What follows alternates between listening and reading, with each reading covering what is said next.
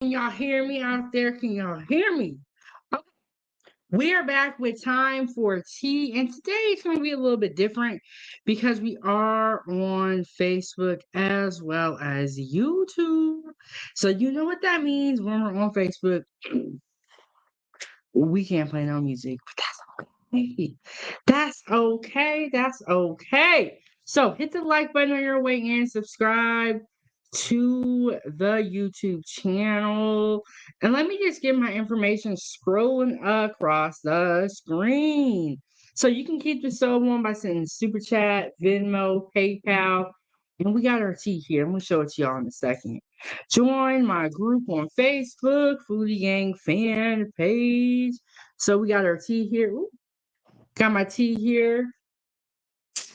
We're going to do tea today. Can y'all see that? Okay, there we go.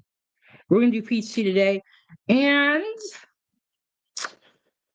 we are gonna talk about Section 8's new requirements, and we're gonna talk about the executive order updates. As you guys know, President Trump has been signing a lot of executive orders, so we're gonna break that down, and we're gonna talk about it. And then also, we are going to talk about it was an unfortunate situation. There was two teachers who were abusing their children. So we're gonna talk about that as well. But so we got a lot going on, but we are also gonna chill out today. But before we get into anything, I'm gonna read the channel disclaimer for you guys.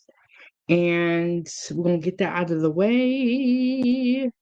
We're gonna get that out of the way. Okay. So, oh, okay. I thought I was ready. I thought I had it pulled up already, but apparently I don't. So let me pull up the disclaimer.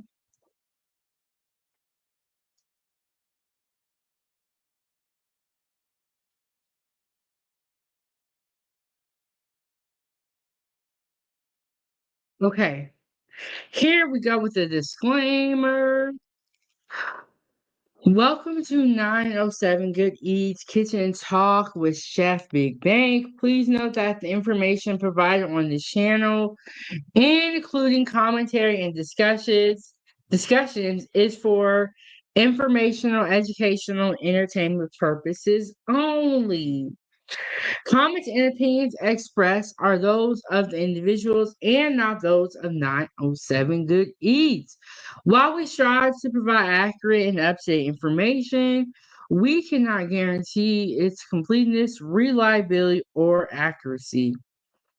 The use of the information provided on this channel is strictly at your own risk. We do not claim ownership of any third-party content featured on our channel. All third-party content is the intellectual properties of the respective owners, and we respect their rights. Viewer discretion is advised for all content. Okay. And this is 907 Goodies, but we do time for tea, and normally we're exclusively on YouTube. But today we're on Facebook too. Let me play this little video so y'all know what time it is.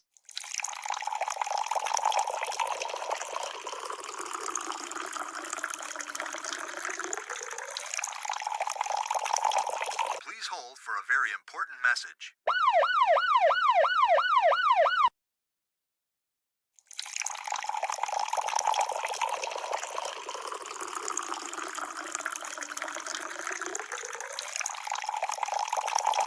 Please hold for a very important message.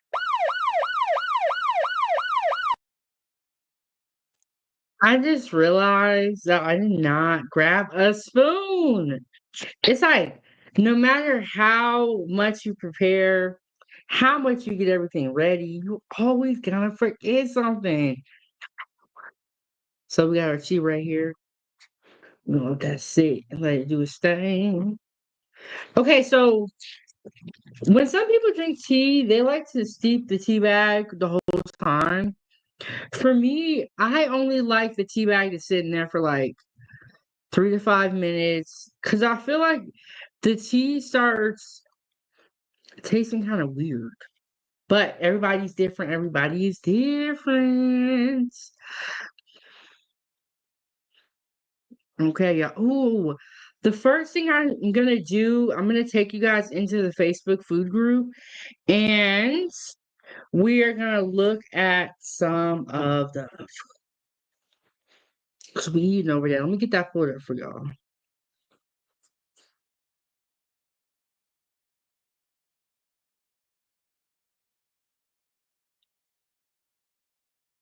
I'm like, I hit a button and nothing's happening. What's going on here?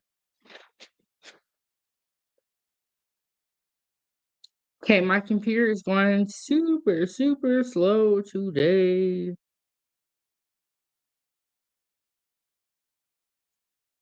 So, okay. Let me try to refresh that page.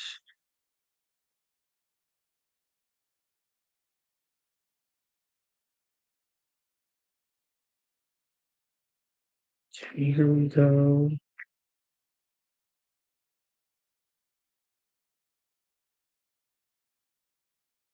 Okay. We're gonna look at some food. We're gonna get this all warmed up, get everybody hungry. Okay. Can everybody see what I'm looking at? Let me see if I can make it um bigger. Okay, so this is the Facebook group, Foodiegang fan page.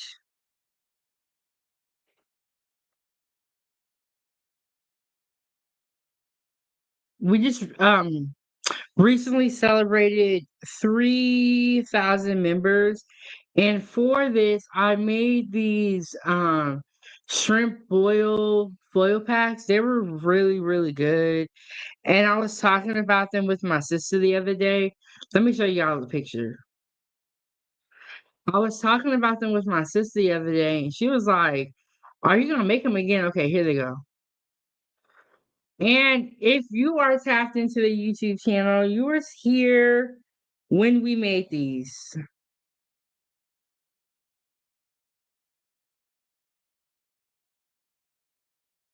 Okay, so we have shrimp in here, potatoes, corn, and beef sausage. We use Cajun seasoning and Creole seasoning. So the full video is on my YouTube channel as well as the recipes. Very, very delicious. Good food here. Okay. So that's the food that we made to celebrate 3K on the Facebook group.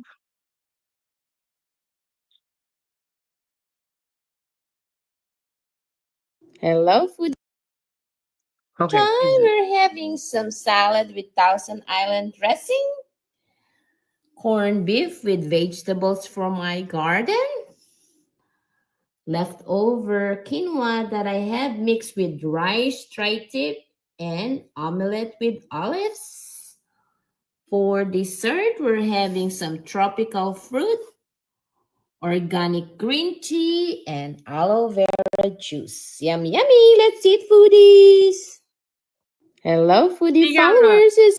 she got a whole spread right here, and I'm not sure if she's still doing it. I think she may be. She's doing 1 meal a day, and so when she does eat, she does make a larger meal, but she only eats 1 meal a day. And I believe she is still doing it.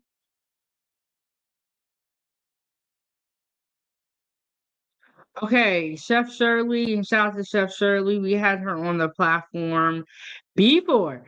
She said riblets, deep fried mashed potato, and spinach balls and baked beans. Yeah, that's about right. I've never had deep fried mashed potatoes, but I think that those would be like fried potato cakes. Like that's what that seems like that would be. And spinach balls, I'm curious to see what she's gonna put inside of them. And this is what we made on for Sunday dinner. And I had the family over and everyone made something. My sister made the macaroni and cheese. She did the fried chicken and also this cornbread. It was like a honey cornbread and it was so delicious. It was really, really good. When you bring stuff that good, it's like take this back with you because I'm gonna eat it all. But it was really, really good. And man, she put her foot in that honey cornbread or honey butter cornbread. And then this in the middle, I was trying this dish for the first time. I had potatoes that I wanted to use up. So this is one pot ground beef and potatoes. This is my first time making it. I did make a video, but I'm gonna have to edit it before it comes out, edit it and all that stuff. I go live and I cook all the time. But what I've been trying to do is make videos, long form and reels or shorts, whatever you want to call it, depending on what platform you're on, where you can see me make the whole meal in a second or like in a minute. So I've been working on that, because I'm always going live and I'm cooking, but it's like no matter what, somebody ain't happy. Cause y'all saying y'all miss me cooking in the kitchen. And I'm trying to make more videos. But yes, this is the one pot ground beef and potatoes. My cousin, this is cabbage and bacon. She brought this. She also brought a really, really yummy dessert. It was like strawberry sauce, banana pudding, cake, and then she had, I think it was vanilla frosting. It was so good. And then this is pork ribs and beef ribs that I made. So I made the ribs and the one pot ground beef and potatoes. And then I made the broccoli. Sis brought mac and cheese, fried chicken, cornbread, and also rice. And my cousin brought the cabbage and a dessert. Y'all, we had so much fun. The full videos are going to be on YouTube. I always say, tap into the YouTube channel because we do content on YouTube that we don't do on Facebook and vice versa. So tap into both. But okay, y'all, this food was so good. But when we get back in the kitchen, and Chef Shirley said, it's nothing like a good salad. Yes, fix it, Jesus. That drink looks really good too. I don't know what that drink is, but it all looks really, really good. And it looks like she has lemons on the salad, tomato, avocado, onion, radishes, a little bit of peppers. It's good. I don't know what kind of meat that is. Maybe that's meat over there.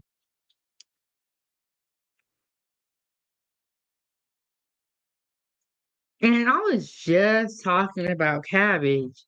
Okay, so this is sauteed cabbage with corned beef.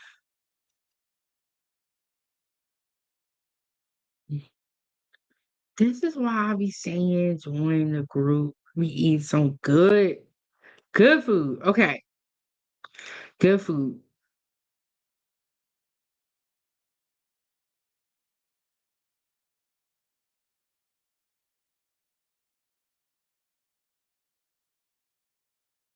Look, if the monkey know how to say I'm gonna mute it because I don't know what it's just how sound.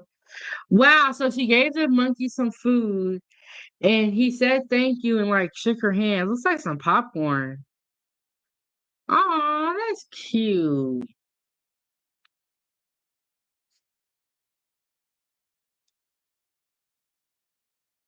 Look, if the monkey got manners, y'all can have some manners out here too. I think she meant happy breakfast. Oh, remember Drip had came up here a couple of times and was telling us about Ramadan. I do believe that they are on the end of Ramadan. But this is all speculation. I'm just saying from what the name says and the quote says happy breaking of fast. Maybe they're doing Ramadan and they can eat during certain hours and they're eating here, but I'm not 100% sure. But happy breaking of fast. Okay. But I remember Drip was saying that Ramadan was about to end. And so, one thing that I always say for the group is all posts must be food related. If your post is not food related, I'm just gonna remove it and we are gonna keep on going. Okay, got some prawns here. Got some prawns here. Some prawns here. We always like to welcome in new members. Ooh, this is my favorite, y'all. Y'all know I love spaghetti. Happy Monday. I absolutely love spaghetti. I make it here all the time. All the time. Ooh, that salad on the side. Yeah, they eating good over here. They eating good over here. Hey, Angela, how are you doing? How are you doing?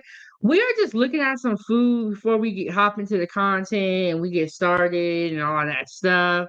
We are looking at some food.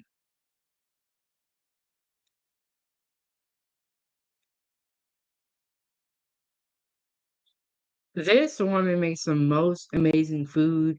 She prepares all this food on a boat. It is absolutely amazing. It says homemade steak, I cannot pronounce this. Au pavor, steamed broccoli with spicy Parmesan red skin mashed potatoes with butter and sour cream. Fresh bread, store bought.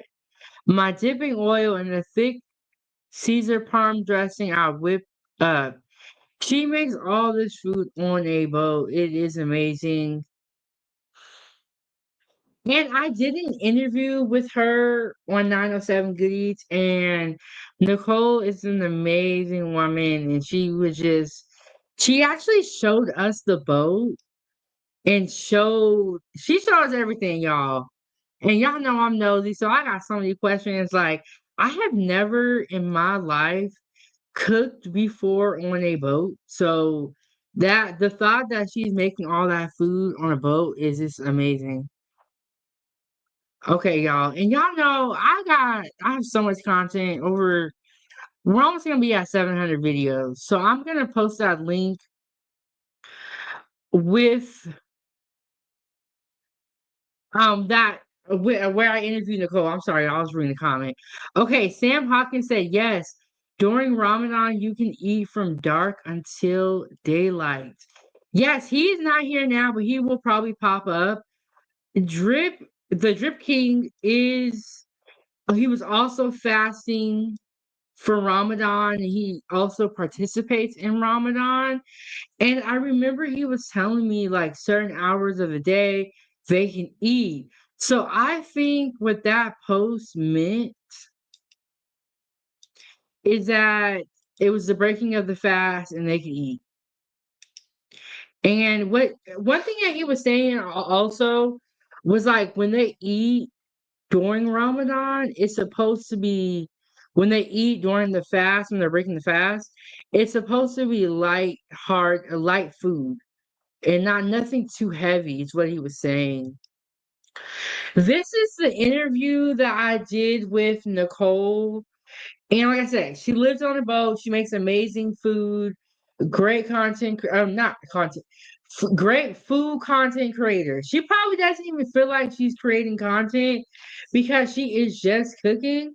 But in my mind, she's a food content creator. Her presentations, her plate up, like when I started seeing her food, I was like, let me step my game up.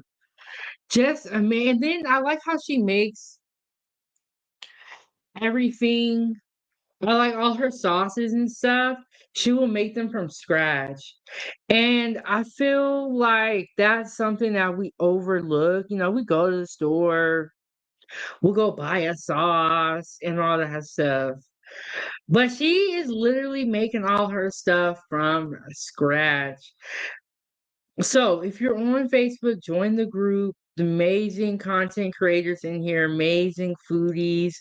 And we have had the privilege of interviewing a couple of the chefs and home cooks from Facebook. And so another amazing chef is Chef Shirley. She's making some great food. She's doing some great things. Um, Chef Quinn told me about Chef Shirley, and then I put her up on 97 Good Eats, and we were able to interview her, and it was just a great conversation. Oh, Angela said, doing good. I'm down a couple of pounds since I started Weight Watchers last Wednesday. I don't qualify for the the weight loss meds. So I have to lose weight the old fashioned way. Mm. Well, that's great. I'm glad to hear that your Weight Watchers journey is going so good. And you know what? I've never thought about doing an eating program like that before. I've always heard about Weight Watchers. People have told me about things like this, but I have never done one myself. So thank you for sharing. I might have to check that out. And here is the interview we did with Chef Shirley, and she's the one that made the salad. So y'all can see she can cook. She can cook. So shout out to Chef Shirley, Chef Quinn, Nicole. There's just so many great foodies.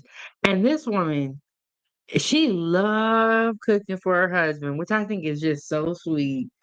She like looks forward to it and she just loves her husband. It's nice to know that there is so genuine love out there. And this woman, Rose, is making she makes the best frozen desserts ever. She like look at that. She made that at home. That's and one thing I like that she does is she'll take a picture of the ingredients. See, y'all, when you get up into the group, you can be here all day. This is an eggnog custard ice cream. And I love how she does like so many different combinations. Pork over rice. Okay, y'all. You know, at some point, you just gotta cut it off because everything just be looking so good. Everything looks so good. So you just be there forever. And lady said, I tried Weight Watchers when I was real young. It works. My mom aunt did it full time, looks great. And I'm controlling mine by the way I eat. I think I have to look into it. Like, how much does it cost? I guess. But I've never even thought about doing something like that. But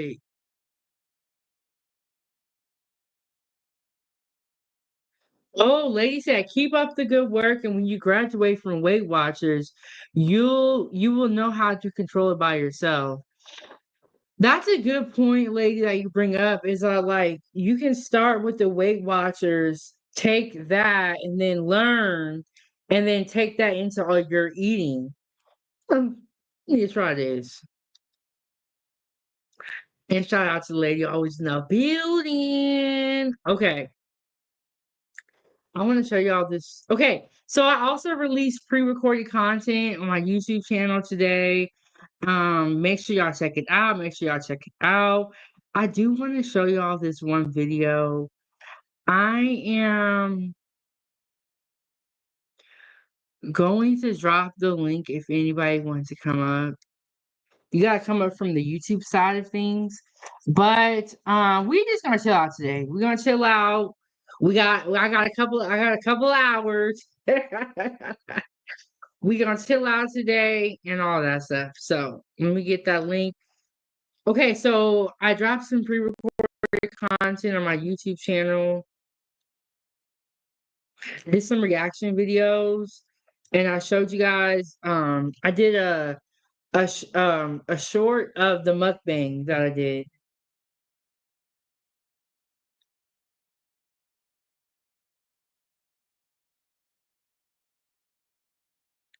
Okay, so this first video I'm gonna show y'all.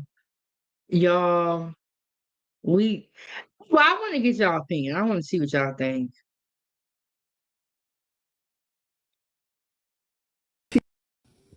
Get Okay, so of course you already know it's food.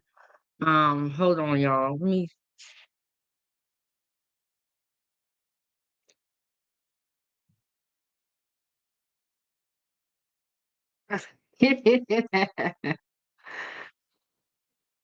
Oh, wait, you guys, I was gonna go live yesterday, but I didn't go live. I am sorry about that. I took the day off, but I didn't know I was going to. But I took it off because I had to work on my pre-recorded content. I was like, you know what? Let me take the day off. Let me go support some other content creators. I was over there at No Captivity with Freezy on YouTube. And yes, lady said, where is Drizzle Drip? Okay, so we've been doing this time for tea for like probably like 2 weeks now. And we do it during the weeks on 907 Goodies. And we talk about hot topics. And lady said, we need his young knowledge. It's a shame that there's not more people out here with knowledge. Or I'm gonna take that back. There's people out here with knowledge, but the ones without knowledge are just speaking so loud that we can't hear nobody else.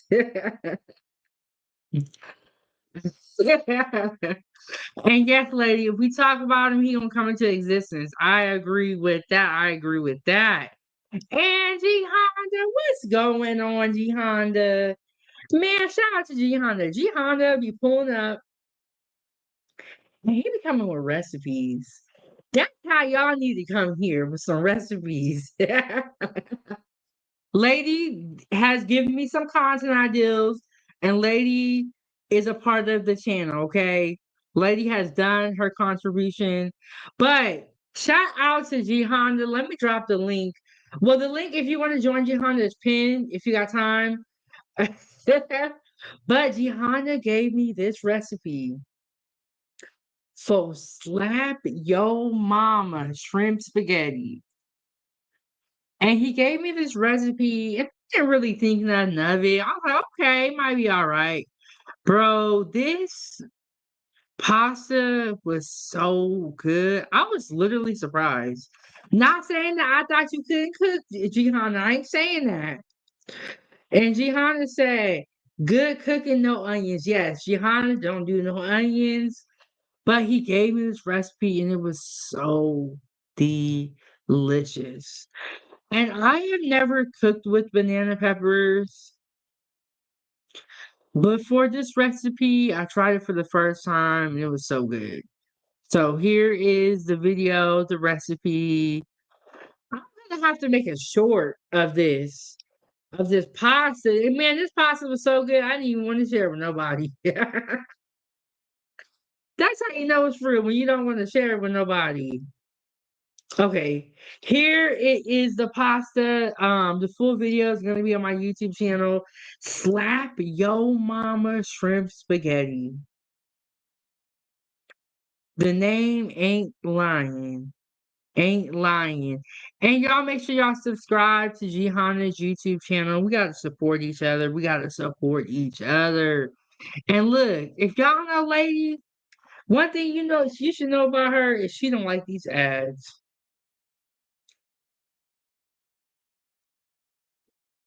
But the ads are how as another way for us to get paid on YouTube is the ads. So I know Lady ain't gonna watch them. But if the rest of y'all can watch them, that'll help me out. That'll help your girl out. Oh my goodness. And Angela was there. Yes, I believe Angela, shout out to Angela. Angela is always supporting and whenever possible, she is there, especially when we're in the kitchen. When we are in vertical view, we get a lot of trolls. It's crazy. Cause y'all say y'all want women to cook. And here I am in the kitchen and y'all trolling me. I'm like, what? Are you so mad? I'm cooking. But shout out to Angela for always being on Troll Watch, being a great moderator. Shout out to Lady also and G Honda. Um, the trolls be trolling here on YouTube. I haven't really experienced a lot of trolls on Facebook, but I be seeing them on YouTube. And yes, that slap yo mama shrimp pasta was good. Okay, and shout out to Lady. The lady said this. This YouTube channel is protected by pit bulls. Ain't that what you said, lady? That's what I'm talking about. We don't do no drama. But let me play the video, y'all. I'm gonna play the video. Uh see, I'll be up here for 4 hours by myself talking. Let me play the video. Cause I know y'all like, okay, can y'all see her eyebrows? Do they look like pencils? In my opinion, I don't think you can trust nobody with eyebrows like this. In my opinion. Not saying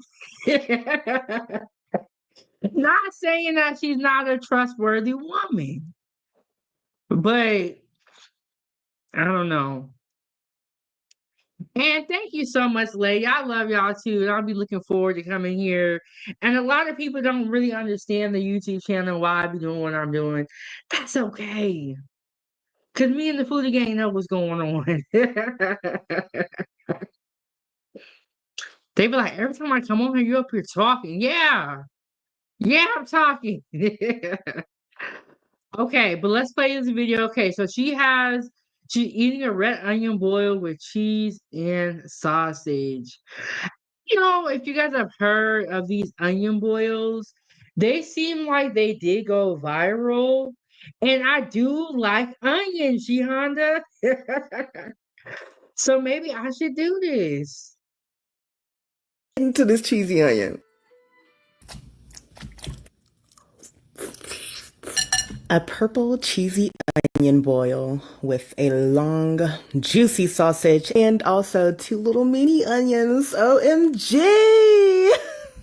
Yeah. Get into this cheesy onion. Oh, I've really outdone my. Never had a purple onion before. Have y'all had one of those?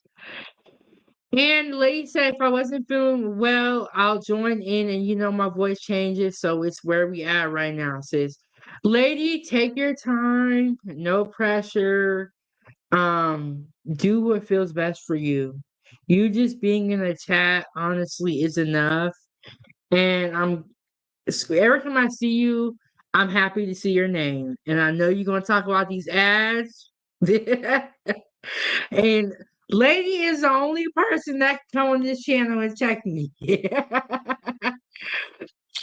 She's the only one, okay? She earned that right. Myself, Karen. First things first, before I dig into the onion, let's get a hold of the sausage.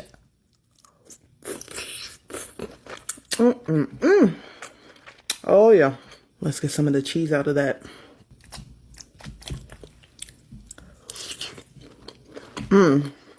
Yes.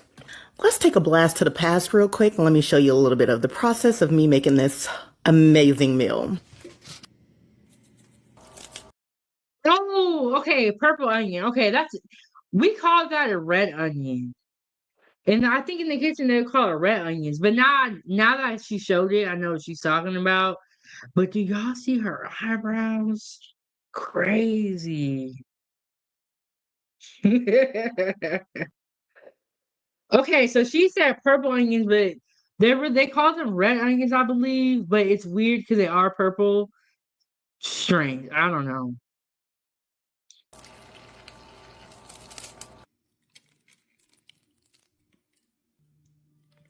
Bloody genius, isn't it?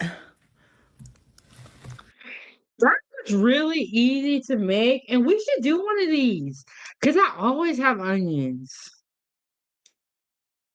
And Andrew said, as a crazy teen, my daughter put Nair hair remover on her eyebrows, and they never grew back. She draws them in every day. Wow, that's crazy. If they never grew back, man, that's got to be scary.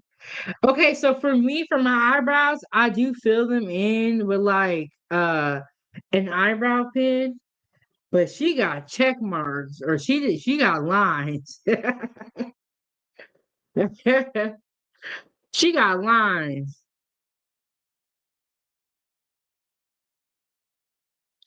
She got lines. And thank you so much, lady, for always being on top of it. And I do have one up. I do have one. Let's get back into this video. This is a lot of butter. And you know what? Butter is flavor. Look at the little baby onion. Oh my goodness.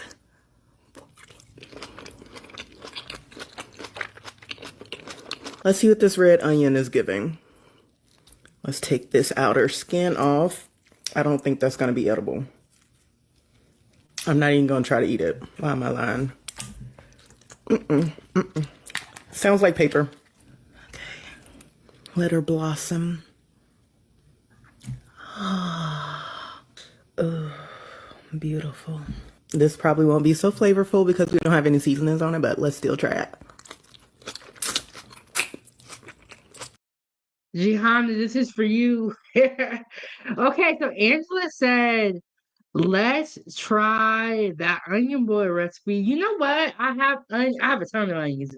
You guys know I love onions, so when I buy onions, I buy a whole bag of onions. So I do have a lot of onions. I have a lot of cheese. So this could be a possibility. We might do this today. We might do it tomorrow. I kind of do want to get back in the kitchen. I have not cooked since Sunday. I've been eating leftovers.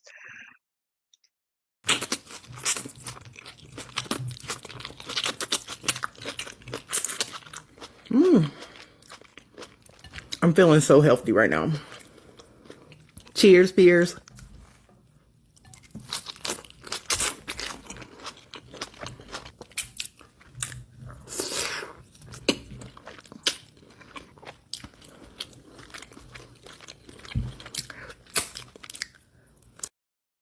And so I feel like her eyebrows are looking crazy, but the food do look good.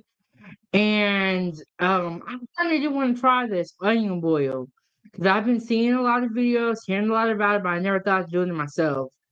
And Angela said, I think I'm going to use a white or yellow onion on my onion boil.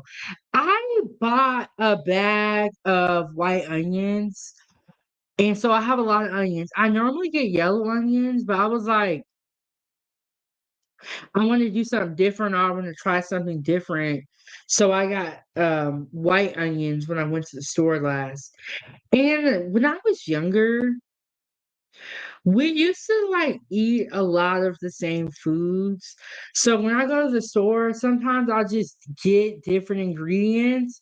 So it doesn't feel like I'm eating the same thing all the time. Delicioso. I'm never going to get bored with the onion boil. There's so many things you could do with the baked onion. Like when I try to pick it up, the bottom is trying to come out. Ooh, here's the center. Ooh, it's hot. Ooh, hot. It's super hot. I want to eat this center piece so bad. We're going to let her cool off. The red onion is good, but I prefer the Vidalia, honestly. Something about it. But this is good too. I like being able to have variety, you know. Let's get some of this cheese at the center. Or did the cheese come out with the center when the center came out? Oh.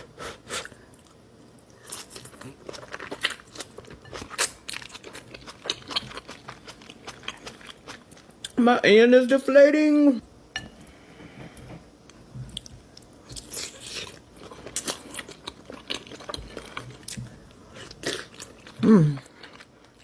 Delicious, flavorful. Everything I could want. Okay, so that onion boil was looking good, low key. It was looking good, and she has inspired me to want an onion boil. Cause now I want one. Now I'm thinking about it. Um, it was looking good, y'all. I'm gonna give people their props when it's due.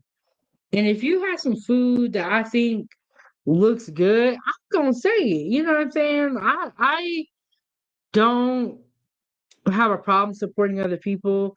I know a lot of people feel like they can't support other people. I don't know. I don't know what's going on out here in the world. And as I said, when I do my cabbage stir fry, the red onion never really softens. Red onion is best in salads or sandwiches, in my opinion.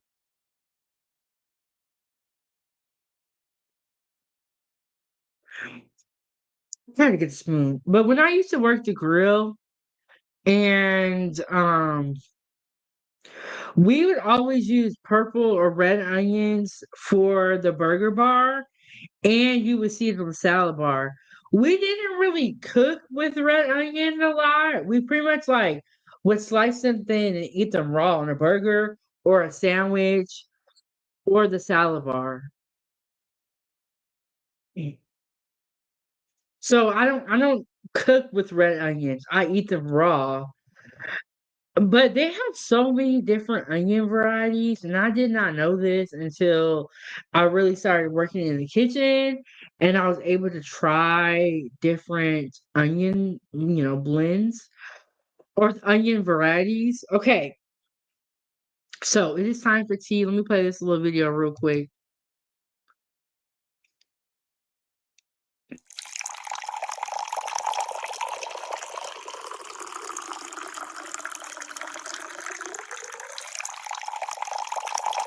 Please hold for a very important message.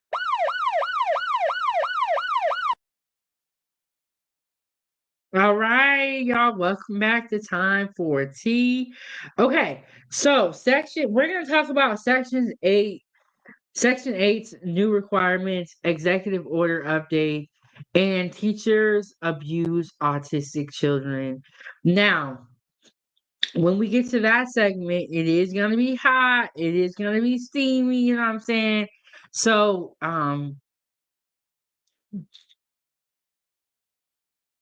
it's just something about people abusing children that is just so makes you angry, makes you mad.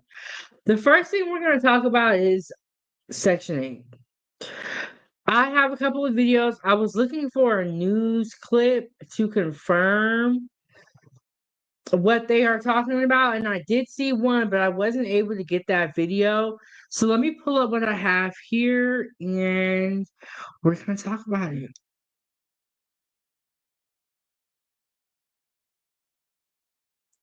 Okay, I'm going to play the woman first because she's serious. The other guy playing games.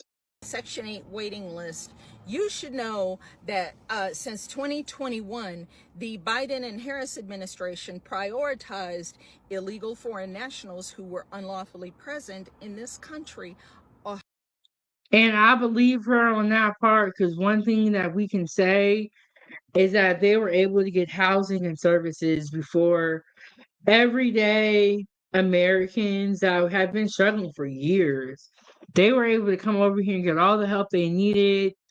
And whether you feel what happened is justified or not, it is the facts. Ahead of American citizens. So you got the Rosa Parks treatment while those who came here from foreign countries were laying in brand new Section 8 housing, paying almost no rent at your expense. So while you and your baby kids were sitting up waiting to get into Section 8 housing, and you kept getting told by your caseworker that you had to wait for up to 3 or 4 years, yeah, that's because they prioritize foreigners ahead of you who just got here, who have never been here before, who can't speak English, while you have been here your whole life and your family has been here for generations. Yet you got put to the back of the line in the back of the bus for these foreigners who just showed up here. And I honestly can't nobody really disagree with everything that she's saying. And it's facts.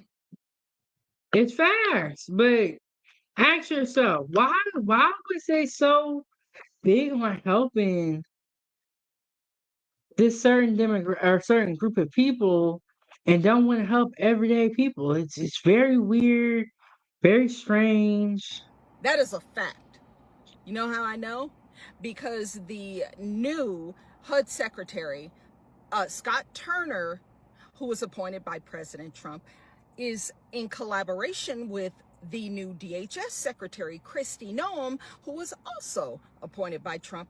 They have signed a memorandum of understanding into the HUD procedures manual now. And now, as of today, only American citizens are eligible for Section 8.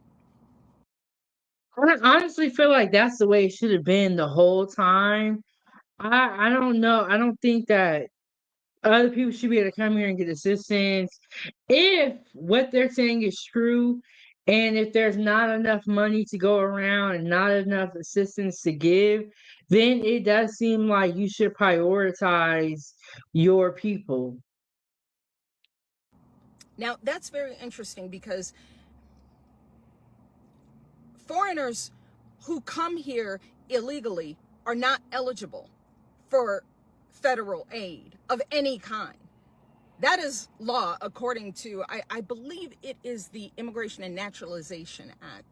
They are not eligible for foreign aid. Now, if a state wants to step in and try to take care of them, then, that's on the states and they'll have to figure out how to do that. But you are not supposed to, these states are not supposed to use federal money to house and feed and everything else with all these foreigners. They've been doing it. We know they have. I know Colorado has.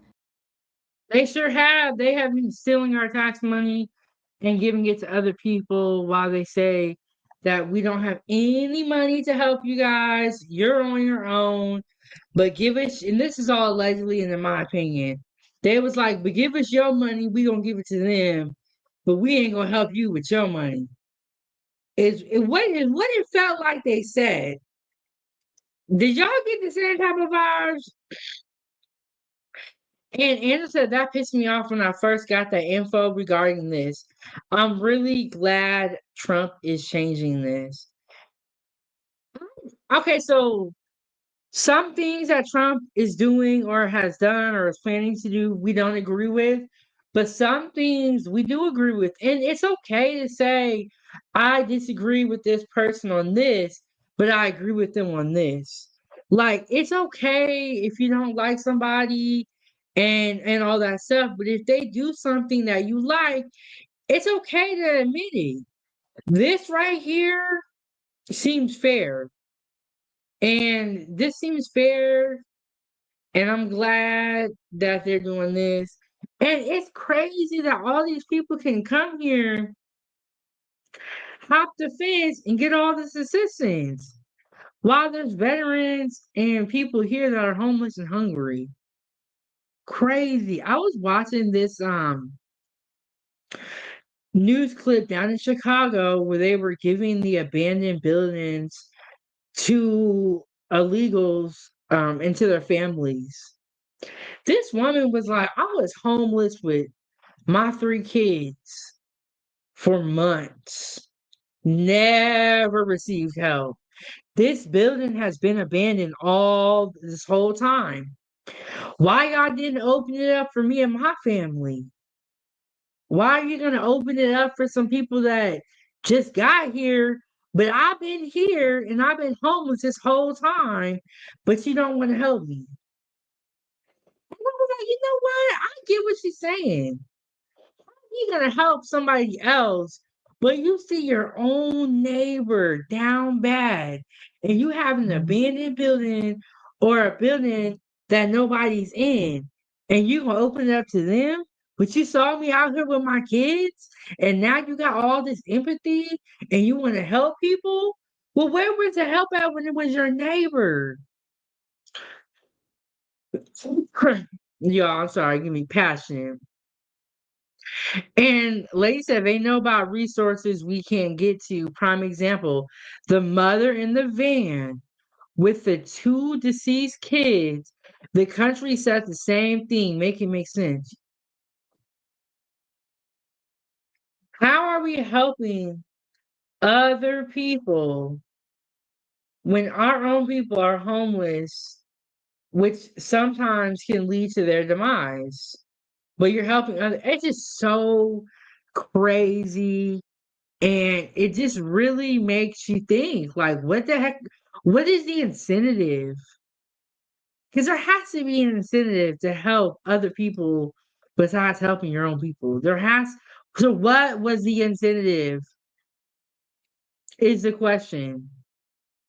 Don't even fake the funk. You have been doing it. But just wanted to make you keenly aware that you can thank the Trump administration and you can thank all of us who voted him into office. You're very welcome, because maybe now that the foreigners are going to be off of these Section 8 lists and kicked out of Section 8 housing, maybe now you, American citizen with your baby kids, might have a chance to get into housing. Don't vote for Democrats. They do not give a crap about you. They don't care that you have been homeless. They don't care that your kids have not had any food to eat or any place to stay, because all they care about is their, quote, new Americans that they call them. Yes, they did. What? They out here calling them new Americans? Is that true, y'all? That's the first time I heard that. But it kind of does seem like they knew that we wasn't voting for them. So they got new people in here and gave them all this free stuff so that they would vote for them. Now that could be a reach, and this is all alleged, in my opinion. But let me know if you agree with me. This is all my opinion and speculation. But it kind of does seem like they knew we wasn't gonna vote for them. So they was like, let us get some new people in here and give them all this free stuff so that they will vote for us. And have you guys heard in New York, I believe, they are, and I gotta check up on this because I only heard about it briefly. In New York, they are trying to pass a bill where illegal immigrants can vote. But it seems like they bought their votes, don't it? Because if you give me a bunch of free stuff, unlimited food stamps or food stamps with a couple racks on them, you give me free housing and health care, and you take care of my children, I vote for you. Vote for you. Because you look like the savior. But where they mess up at is they're trying to give them all this free stuff with our money. So you can't just say this don't concern us because this is our tax money. And interesting, I believe Americans come first. Everybody else needs to go to the end of the line. And you would think that that's how it would be. How could they get priority and jump the line? Like, what are we like? And it's like, okay, so when there's a line for something, say for food, when you come to the line, you normally go to the end, right? Because you just got there. But these people went to the front of the line and they just got here. And listen, I was also upset when I found out Biden was giving FEMA money to the illegal immigrants. And we have talked about it before on this channel, all the reckless spending, fraud, and abuse that was going on within the government. A lot of people do not like Doge and what's going on, but the facts are the facts. And the facts are that our money is being misspent. Misspent, in my opinion. And do you guys remember the LA wildfires, the hurricanes that we had in Tampa, in Florida, and Texas, and how those people, American citizens, were not able to get help because FEMA didn't have any money. Sorry, y'all. I got a little thing on my computer. But how does FEMA not have no money where every time we get paid, y'all taking out our taxes? Out of everything. How does the federal government not have any money when everybody's paying so much in taxes? Or are you misspending our money? And how dare you take our money and give it to other people? That was it. The whole thing was crazy. And I was like, Biden, y'all, my sister just walked in with some chicken. Was that for me? Yeah. Let me show y'all what she brought me. I only like the five. Ooh. Let me show y'all. Okay. Let me give myself the full screen. Sorry. Okay, like we can come back to her, but my sister just walked in. She got a key now. So one day I was like, she just popped up, like, girl, you breaking into my house. But she just brought me. Well, I don't know if it was for me, but I'm gonna try some. Raising Cane's. And let's see what she got in here.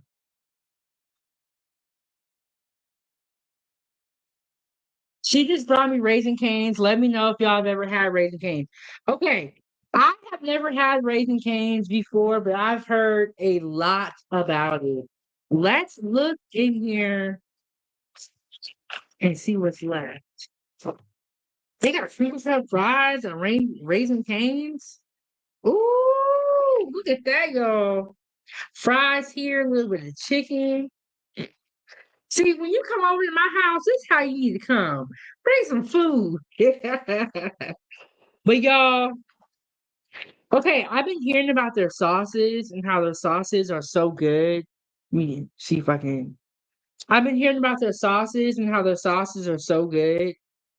So it kind of smells like a Thousand Island. We'll try. We're gonna try a piece of this and then we're gonna get back into the content. But y'all know it's not on Seven Goodies. Mmm. Mmm.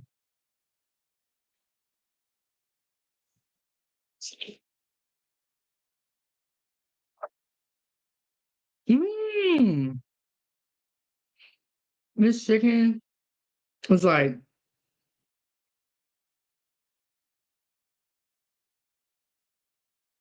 it's good. Mild seasoning. I would say hands down, Chick-fil-A has the best chicken. But Raising Cane's, what I heard is Raising Cane's without the sauce ain't really nothing. I could see how you could say that because the chicken does have a mild seasoning on it. But this sauce though, when Toy gets back, I'm gonna ask her what type of sauce this is. Mm-hmm.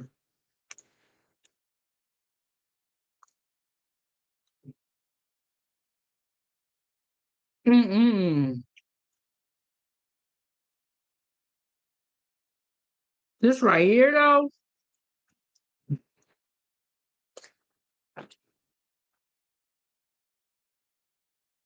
Mmm. It tastes like barbecue sauce and ranch.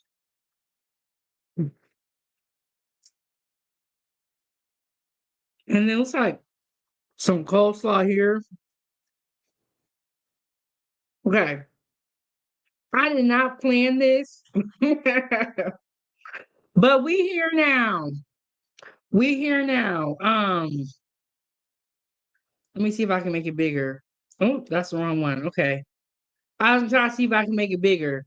But we got some Raising Canes. We're gonna get back and talking about Section 8 and everything that's going on. Okay. I don't like crinkle cut fries. Crinkle cut fries reminds me of when I was a kid, which is not bad, but it reminds me of a kid. And I feel like if I get crinkle cut fries, I can just cook at home.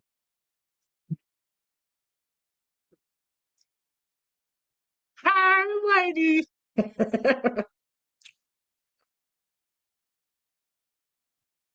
Well, a lady just came through with the first super chat of the evening or of the morning. Well, it's still morning here, or it's about to be afternoon. With a 4.99. She said, "Foodie gang, gang, gang."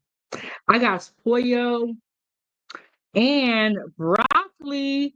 So food reaction and news at the same time. Laugh aloud.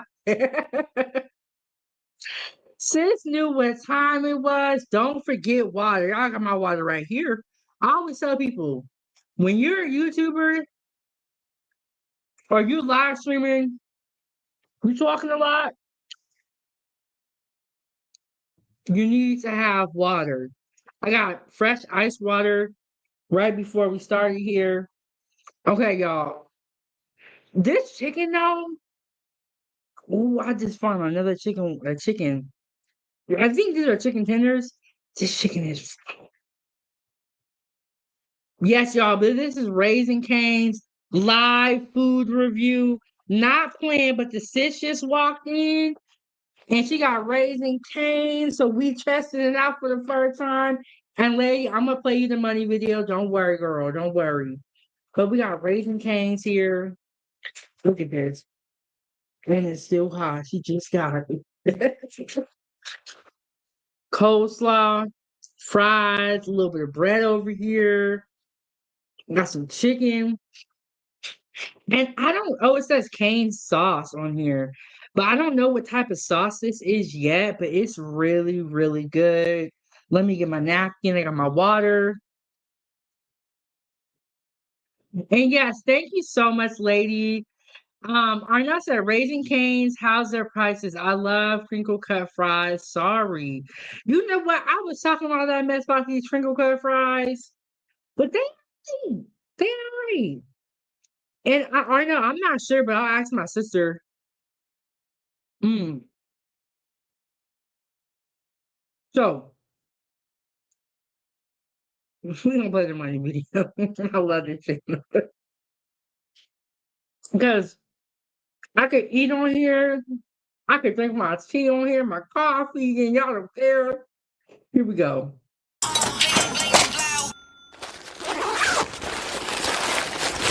Foodie gang, gang, gang.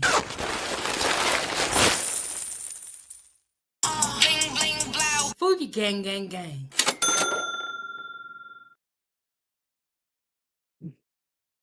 We're gonna have it. Foodie gang, gang, gang. We'll get that banner updated. Toya, what kind of sauce is this? I don't know. Okay, she does not know, but the sauce is good. The sauce is saucing. The sauce is where it's at. And Toya, I have my headphones on, but they can hear you. Hello. Say, hey, hey, gang, gang, gang. Toy, did you want any of the food back? Okay, the chicken is good. I like the chicken. Yeah, it's good when you get it hot and fresh. Nasty one's been pre-cooked and sitting there. Okay, someone asked, Raising Cane's, how's their prices? How much did this whole meal cost? That was the 4-piece box. It was $13.99. Okay, so $13.99 for 4 chicken tenders. You get coleslaw. Looks like you got bread here. Yeah, I don't. That's not. That's some fries. And we are in Alaska. We have to mention that because things do cost a little bit more in Alaska. But $13 for you said 4 chicken strips, fries, bread, coleslaw. Yeah. And it's a nice amount of food. So honestly, Yeah, too much for me. you could have some for later. Quite a bit of food in here. But shout out to Lady Nevo for coming through with our sponsorship of the show, hitting us with that $4.99.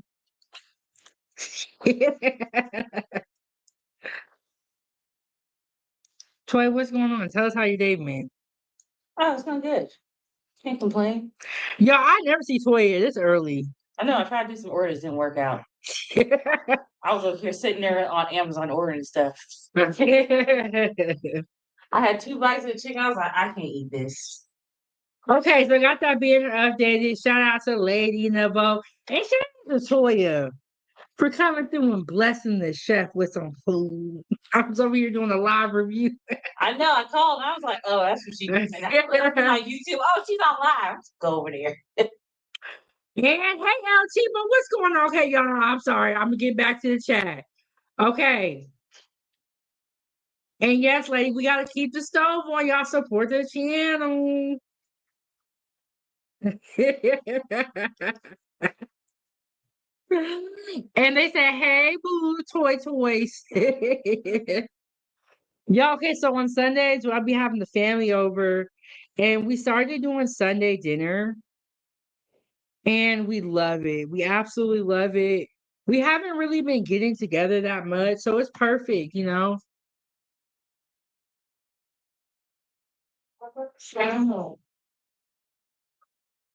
Mm-mm. Mm-mm. Look, this is how you distract the chef. Is her rock thing in the room? Oh, I still haven't been able to find it. I might have to put y'all on a commercial break. Mm-mm. What? I forgot about food.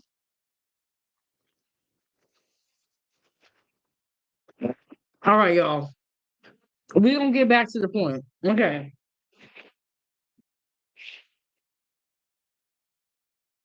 Oh, I'm sorry. Hey, girl. Hey. What's going on, girl? I'm sorry. I was over there grubbing. What are you eating? Raisin Cane's? It's my Oh, first time trying it, and my sister just bought me some. Y'all, how do you El like Chibo it? was in the back. It is so good. I kind of wish I wasn't live right now, so I would get down on this food. Girl, look, don't be shy. Go ahead. How do you like the toast? I tried a little piece of it. Everything was really good. All right, Like look. really good. Let me tell you a secret I do. So I usually get they have like a sandwich and it comes on like a hamburger bun or something. But girl, Hmm. I substitute the buns for the toast. Yo, that Raising Cane's. I might have to go there one day and do like a real like sit down and we talk and all that stuff. Yeah, it's delicious. It's really good. Okay, my screen froze, but can y'all still see me? Am I moving? Yes, you are. Okay, cool. Okay, sometime my computer do this. I need to get me upgraded, an upgraded computer. But you said the Section 8 have new requirements. Yeah, I was asking. I kind of came in late. Did you talk about that already? I'm still on it. We're still talking about it. I was playing the video, then my sis walked in with some food. Right. Like, okay, I was once you like, bring. forget this whole show. Okay. Lady said, are you saying Raising Canaan like the show? No, it's called Raising Canes, right? Like a And can then the of sugar. sauce, I don't know what kind of sauce that was, but it was delicious. Well, Chico, how's your day going today? I'm a little tired. I had about two meetings I went to. I went to a well, I had a meeting at work, and then I went to this trauma prevention initiative meeting I'm a part of, like a little coalition. And it was pretty cool. It was cool. So I'm at home chilling now. Okay. Oh my goodness. NF came in here. I'm sorry, y'all. I was grubbing. I was grubbing. And lady said, Toya saw you live and came to the show off with the food. Why we just looking? But I was prepared this time, got mine too. And you know what? Y'all always say that y'all want me back in the kitchen. But ain't this perfect? We're at the dining room table and we eating food and we talking. Yeah. And NF is still on vacation. So yes, El Chipo, what she was saying is that I might have to I replayed most of the video. What she was saying is that a lot of the illegals were coming in and they were able to get Section 8, but Trump has made it to where legal immigrants can't get Section 8 anymore, which was always the rule, but it Mm-hmm. was never enforced. So I didn't know that Section 8 was open to illegals. Okay, that's new to me. And Section 8 waiting. Yes. Okay. So all my videos got messed up because of my computer was doing its thing. So I'm gonna play this video again. So Mm-hmm. see if it pulls up. Oh my You should goodness. know. I tell you, as soon as you come up here, that's when you start having all these tech issues. Okay. What were you saying though, Chipo? Since 20. No, I just was saying I didn't know that they had those type of regulations. Like I didn't know that they was giving Section 8 vouchers to the immigrants, to the illegal immigrants. They were not. They were giving them a lot of stuff, El Chipo. They were giving them like not even just housing assistance, but I believe like food stamps, Mm-hmm. healthcare. They was letting the kids be taught in our school, which is not. I'm not saying that we should not help people. I'm not saying that. I don't want anyone to think that I'm saying that help is bad. I'm just saying they was doing a lot of stuff that we didn't really know about. Mm-hmm. So let me ask you a question, and I guess I'm coming from a standpoint of like, for instance, like I just came from that meeting or whatever, and it's the coalition the coalition partnership that I'm in. I'm kind of like a founding member of it, but like for the last year I really have been inactive with it. So now I'm trying to get back into it, and I've noticed new faces. I noticed that a lot of Hispanics, they've gotten into the group, and like they're taking these lead roles, right? And don't get me wrong, it's black people in the coalition too. And I was just so surprised. So anyhow, they were talking about goals for the upcoming year. And one of the goals was to get like Latino like it was something involving Latinos, child. Like I guess more involved into the coalition. And so I say this to say that, like, on one hand, can we fault them if they are taking the initiative to be a part and to receive the resources that are allotted or provided, versus like people like you and I have the same access and availability to these resources, or whatever the case may be, and we don't take full advantage of it, and then if we do take advantage, we're getting clowned about it, or people are showing disdain about folks that are taking advantage of, not taking advantage, but like receiving um government assistance.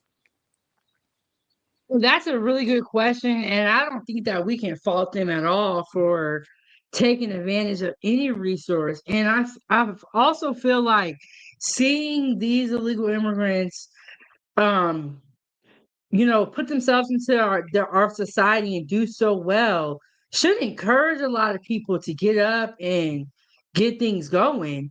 And I don't think we can fault anybody for taking any opportunity or taking full advantage of Mm-hmm. any opportunity. Right. especially when we are, not myself, not you, but some of us are lazy. Mm-hmm. Right, right, right. Or if they You are, know, or if our people are getting access to those availabilities, but they're getting talked about, and we see that every day online, right? We see people that are, publicly saying that they receive government assistance, and they're being shamed for it. You know, whether male or female, I done seen both. exactly. But everybody wants to be like closet poor. Nobody wants to come out and say, "Hey, I'm poor. I'm on this. I'm on that." But everybody kind of wants to do it behind the scenes. So it is kind of different when you see people kind of like, I don't know if they're bragging about it or just telling about it. But you're absolutely right. But I think that the reason why those people are getting a lot of backlash is because they do feel like those particular people could and should be doing more. And I do think that a battery needs to be put in some of our bags, and we need to stop complaining, stop playing the victim thing, victim Olympics, and really get serious and get on our stuff, especially if there are kids in the picture. So what about people that utilize the services, right? So like how black people, we talk about each other getting government assistance, but do you think the Mexicans, no, for real, do you think the Mexicans sitting there pointing fingers at each other like, oh, you're poor, you're getting, No, yeah, no, they encouraging each they're other. helping each other. Yeah, that's what I'm They're saying. And like, guess what? hey, But guess they're what? like, hey, I'm getting assistance. Come live with me. Right. But And we talking about each other too much. right. And so I say all that to say that there are, don't be fooled that there are people like you and I that work and they still may receive some type of supportive services, and it won't, it's not because they're lazy, right? They could be utilizing it as a stepping stone to get to the next level of where they see themselves in life. So for instance, I heard that Section 8 have some type of program that helps you get like your first, like a first time home buyer type get, you get down, you get what I'm saying? And so if a person is on Section Yeah. 8 and they can utilize that Section 8 as a stepping stone to purchase their first house, I don't see nothing wrong with that. Now, if a person is on Section 8 and they just want to stay on Section 8 for 20, 50, 60 years, and then now they want to pass it down to they kin folks, then okay, that's different. But everybody ain't doing that like you and I. And I just feel like that ain't never highlighted. I feel like we always highlight the negatives when it comes to us color folks. I feel like we in general are just very negative. And instead of, like you're saying, being smart and using what you have to get to the next step, we're always going to tear each other down. And that's why you don't even see me in a lot of these conversations, because I'm tired of arguing with people. Right. Well, I don't see either, child. That's why I don't even, but I felt like this was a safe space to come and talk, because common sense. Shoot. Yeah. Hey, Drip, how are you doing? I'm doing all right.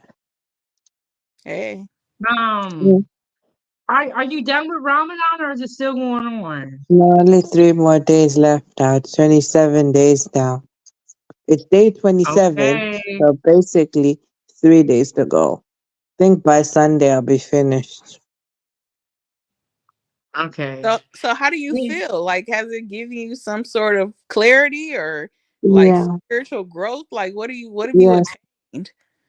Okay, so it's pretty helped me a lot. So basically, you know, feel more closer to God than I did before.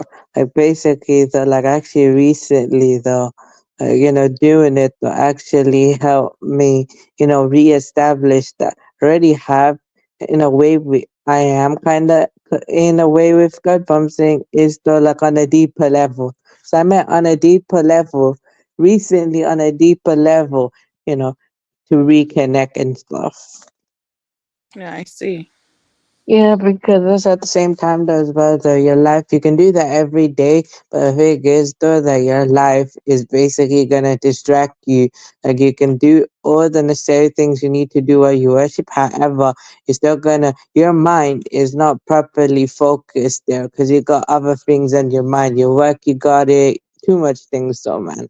So basically during this month you get the opportunity to catch your prayers and worship God properly and basically on a deep level though. So basically these 30 days is better than the whole year because the 30 days this year is actually to help you build it up till, you know, if you, to help you build it up till next year or just just help you build it to be better. The 30 days is better than the whole year. That's all I'm trying to say. I get what you're saying. I don't want to take over the panel. I just want to say that it's a revival, and I feel like 30 days should be a continual, not just it's like a something to kind of. Yeah, I agree with you. I mean, the way I was trying to say, yes, it is a continual, though. You know what I mean? No, it is basically they say those 30 days while you do it is better than the whole year Got it. because, yeah, because, these 30 days actually gives the opportunity. It makes the opportunity more easier, though, and all necessary distractions is removed. Got it. All right, you got the floor.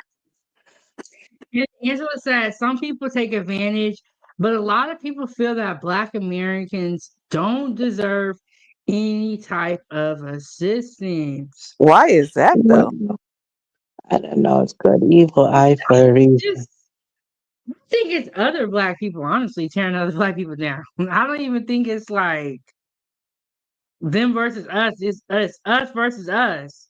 She That also yeah. True. said, Mm, Drip, yeah, is a that's what Ramadan fast a dry fast with no water until sundown? yeah.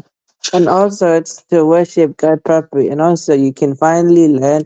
So basically, that's what teaches you to be grateful for food anyway, you know? So because there's people in this world who have no food, no water, and basically they survive in these conditions. And basically, though, in some way, we have some privilege, though, you know? We go to work, we come home, we basically shower when we need to. We know we've got too much things, but in some way we could, we've got first world problems. Well, to what's this guy's name? To Breathe. breathe. Oh, Yeah, breathe. To his point, he said it's definitely yes. versus us. I will agree that it's always gonna be them versus us, Oh, right? please. But I think Oh, that sorry, I us didn't see versus you coming. oh my god, Oh, I feel like sorry. uh, uh, I I feel like us versus us, like it takes them out of the equation to where they just got to sit back and watch because they watching us tear each other down. You know what I'm saying? Like they ain't got to do too. They watching us delete each other. You know what I'm saying? They ain't got to do it. We doing it to each other. You know, and when I say delete, that could be with your mouth, that could be physically, all of that.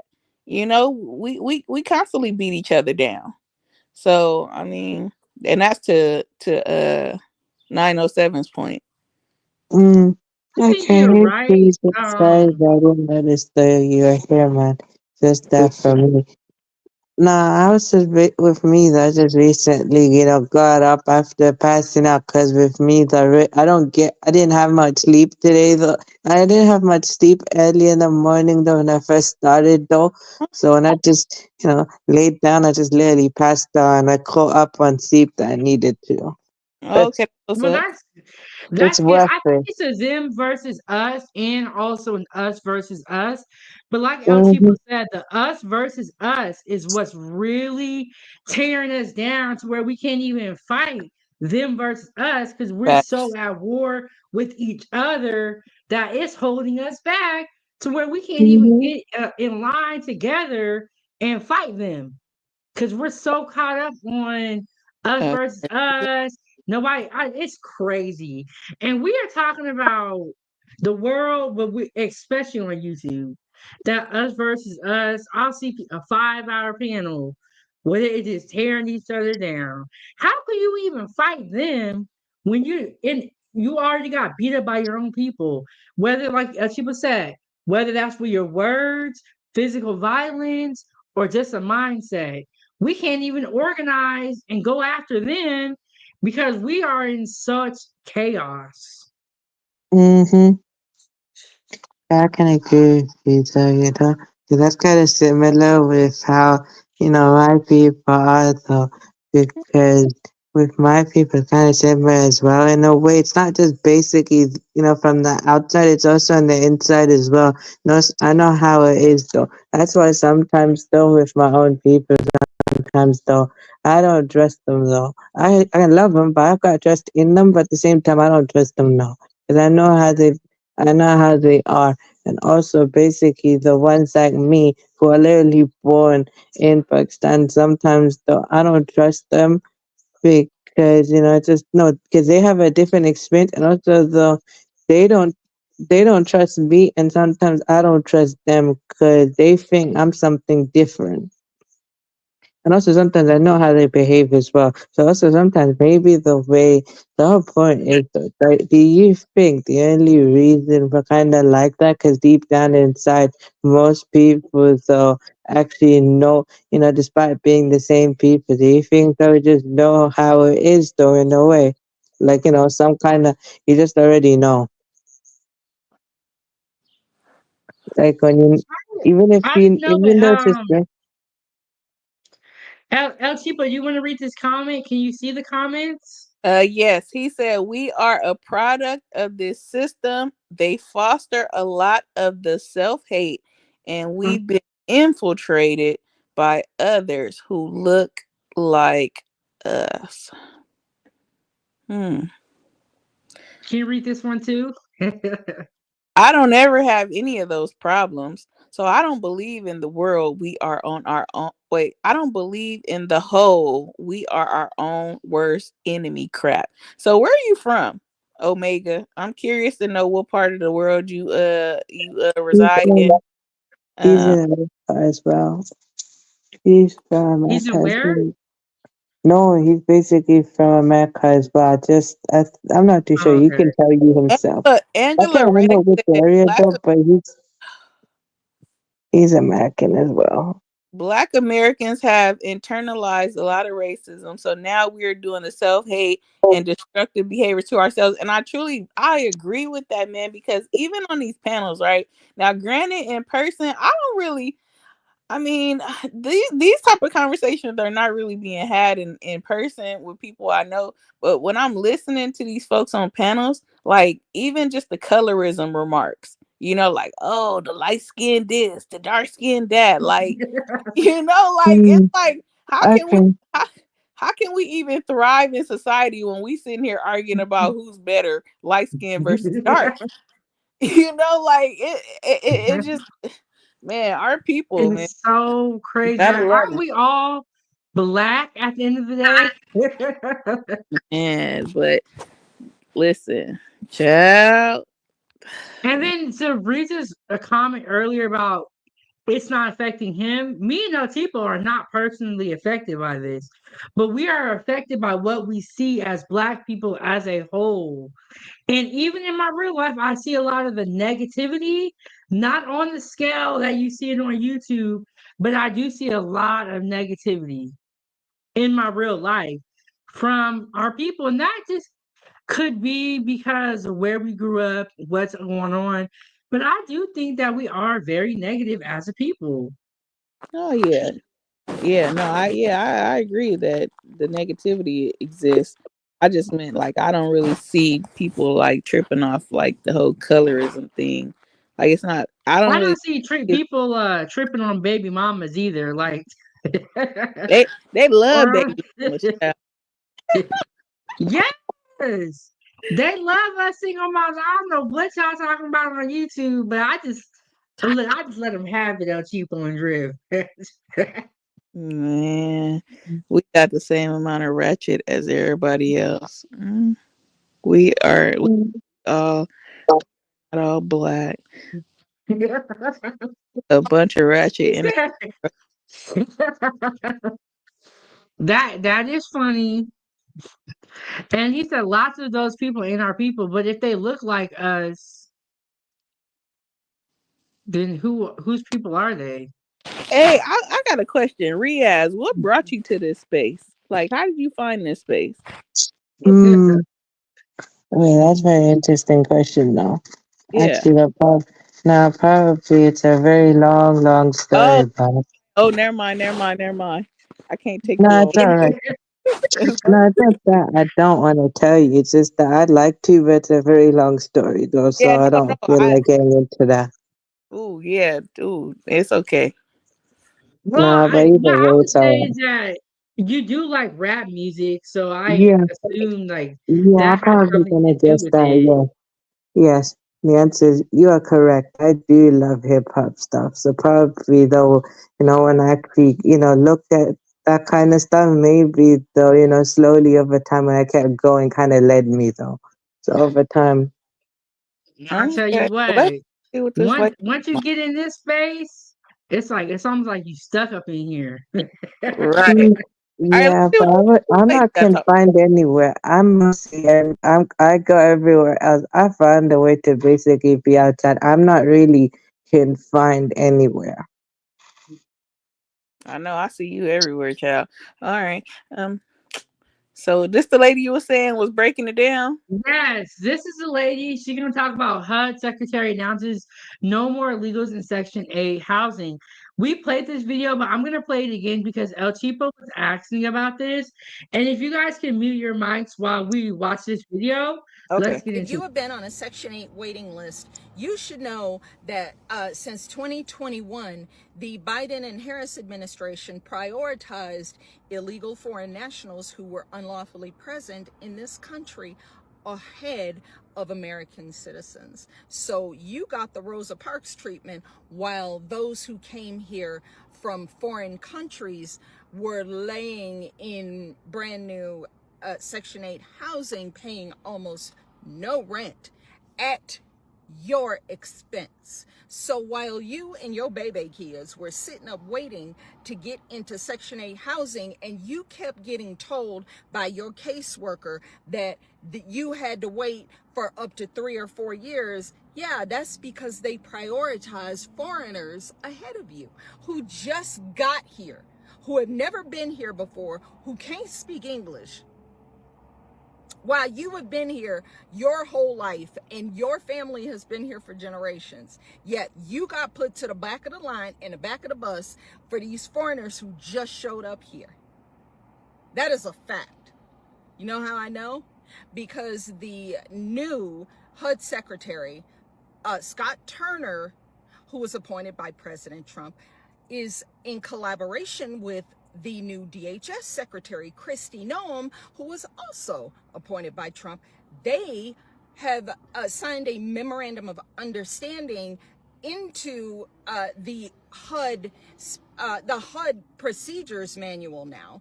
And now, as of today, only American citizens are eligible for Section 8. Now, that's very interesting because foreigners who come here illegally are not eligible for federal aid of any kind. That is law according to, I believe it is the Immigration and Naturalization Act. They are not eligible for foreign aid. Now, if a state wants to step in and try to take care of them, then, that's on the states and they'll have to figure out how to do that. But you are not supposed to, these states are not supposed to use federal money to house and feed and everything else with all these foreigners. They've been doing it. We know they have. I know Colorado has. Don't even fake the funk. You have been doing it. But just wanted to make you keenly aware that you can thank the Trump administration and you can thank all of us who voted him into office. You're very welcome, because maybe now that the foreigners are going to be off of these Section 8 lists and kicked out of Section 8 housing, maybe now you, American citizen with your baby kids, might have a chance to get into housing. don't vote for Democrats. They do not give a crap about you. They don't care that you have been homeless. They don't care that your kids have not had any food to eat or any place to stay, because all they care about is their, quote, new Americans that they call them. Yes, they did. They call them that. But now, thanks to President Trump, you're welcome there again, illegals will not get put in the front of the line ahead of American citizens for Section 8 housing anymore. That is what is called America First. You're welcome. All right. Okay, El Tipo, we know you've been very outspoken about Trump and everything that's going on. What are your thoughts on the video? You know what? I thought it. I mean, I'm not really much of a patriotic person, but I guess, and I guess because I'm in Cali, and so I deal with Mexicans a lot, even just growing up. It's a norm out here to me. You feel what I'm saying? And so, Yes. um, I, I won't. I guess I have not been directly affected by the fact that they out here or what have you, but I mean, I could see how you know, American citizens are being affected if this is true, that they are being placed at the front of the line, pushing people that have been on the waiting list for years. Because that list is, if you know about Section 8, they don't keep the list open. If they open it up, they give you a time window where you can apply, and then they close it and they won't call you for about 10 years. Okay. And so you be done forgot you even apply for Section 8. That's how long it takes. So I can't see how unfair that is to people that was born here and that reside here legally. So I mean, hey, that's what's up. Now, so did she was she saying that people that like, well, I mean, obviously he trying to get the illegal people up out of here, right? So Yes. so what about the illegal people that already got Section 8 housing? Are they you're saying that they're revoking it from them? I would have to look into that, but she said they were, but we got to look into that. We kind of got to wait. And like, are Yeah. they gonna come kick people out and be like knocking on their doors, like get out? Or they're probably gonna give them a 30 days to vacate. But like I said, this is new. This video came out today. We will have to just wait and see. The only thing about this, like, I guess I'd be waiting for credible information. Like, I mean, this is a good thing to hear, right? As far as Yeah, information but we need a wise. news clip. But yeah, we need something that's credible, because remember how that one man was going around talking about child support, and if you pay child support, the man gonna be able to claim the kids on income tax. And we found out, they ran with that story, especially on YouTube, and come to find out it wasn't even true. So when it comes to these clips on TikTok or whatever, like, it's a good start to have your ear to the ground, is what I feel. And research, research, Right. research. Now Right. they did run with that child support story. Yeah.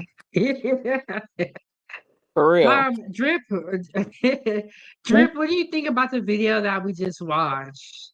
I'm just like, okay, wow. I see what you mean. Huh? I see what you mean. I'm overseas. Those I'm basically looking from the outside looking in. Right. Yes, and Reed said that they were putting them in mansions out here. And I believe he said he was in hold on. He was in Virginia. So he said in Virginia they was putting them in mansions. I said I was gonna marry somebody in Virginia. Something about the Virginia child. Well, this guy looked too young. He looked like a YN. but it's something about them in Virginia, girl. But my bad. No, but them YNs will get your stamina up, El Cheapo. I ain't trying to be no sugar mama child. No, I'm Okay. talking about stamina. They'll give you that workout. You won't have Yeah, to go to the gym no more. yeah. Listen, listen. I'm cool. For me, though, I consider myself a young OG, though, because I feel like I am young, of course, but I'm also meant to mature than some people my generation. So I'm kind of like I'm an OG to like the newer generation as well. So I'm both. I'm a young OG. Hey, Drip coming out with that swag. Angela said it was a damn disgrace what our government was doing to American citizens. They were taking our tax money and giving it to non-citizens. And Lady said, we don't die, we multiply. Oh, another thing about that video, real quick, is that I didn't like how she was referencing black, like no, it wasn't just black people, but how she was referencing kids as baby kids, and I guess I took reference as an African American because we know that the baby's kids was black, right? Like like I don't know, even like that, it's just like even talking about something so important, it's like you can't be serious, you know. Yeah, I get and y'all, my bad. My sister's hanging up this rack for all Ava's medals. So y'all can hear some banging. But yes, I get what you're saying though. But like I said, with the negativity, with the jokes and all that. You want to read this comment out, Chipo? Uh, I think that is what is coming next. They are going to end illegal Section 8 vouchers.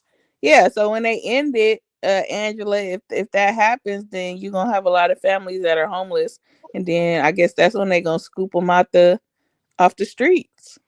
But out here, like I said, I'm in Cali, right? So even when I was just in that community meeting, you had a resident complaining about RVs, right? I don't know if y'all had these issues, but you know, um, the homeless, it's really disparaging when it comes to the homelessness out here, and so they're not only living in encampments, but they're also living in these broken, raggedy RVs. They just got them parked in all these different neighborhoods and stuff. And so, one of the community residents was complaining to law enforcement, and saying how it's an eyesore.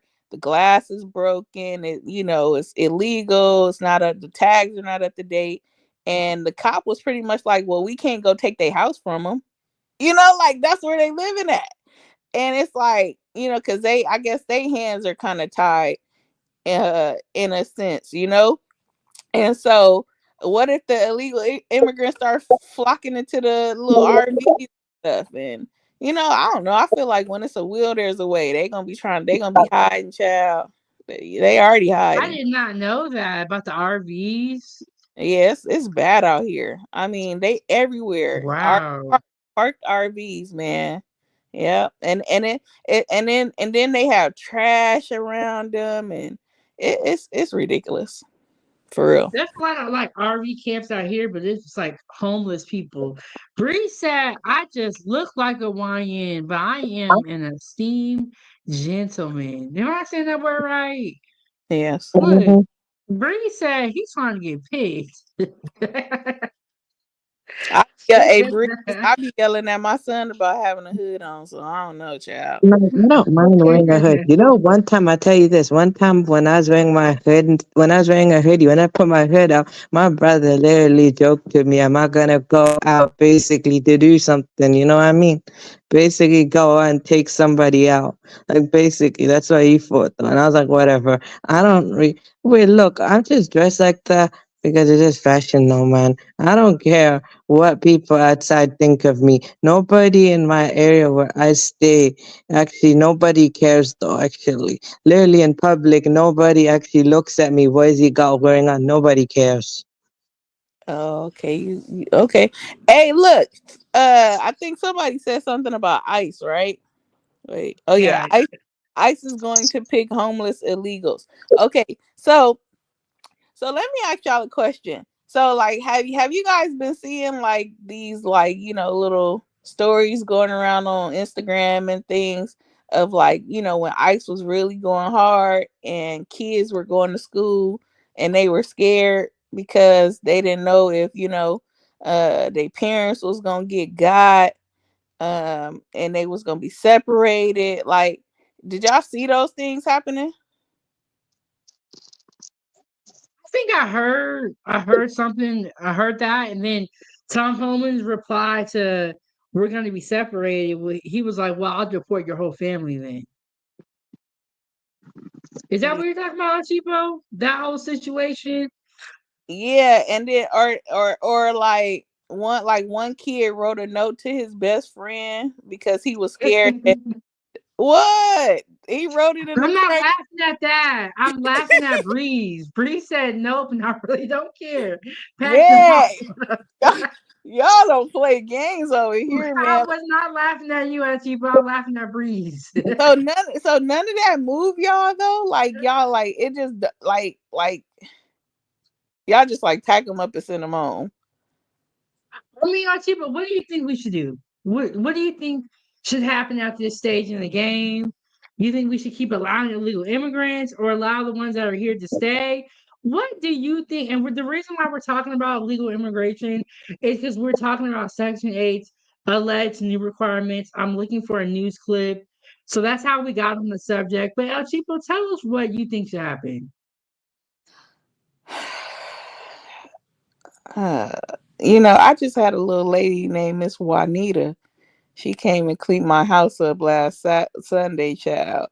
And so I just me personally, something that she did for $150. If I paid somebody else, they probably would have charged me like 300. So I mean it's kind of like a give and take for me. Like I said, I don't really be tripping off of Mexicans like that because they don't bother me, I don't bother them. They don't know how to drive, but hey, it is what it is. um but other than that, like I don't really have no issues with Mexicans now. Okay, well, we talking about illegal Mexicans though. um I All feel right, like lady. Thank you for coming. I Thank you, lady, for feel coming. I feel like, yeah, let's stop the ones that ain't got here already, right?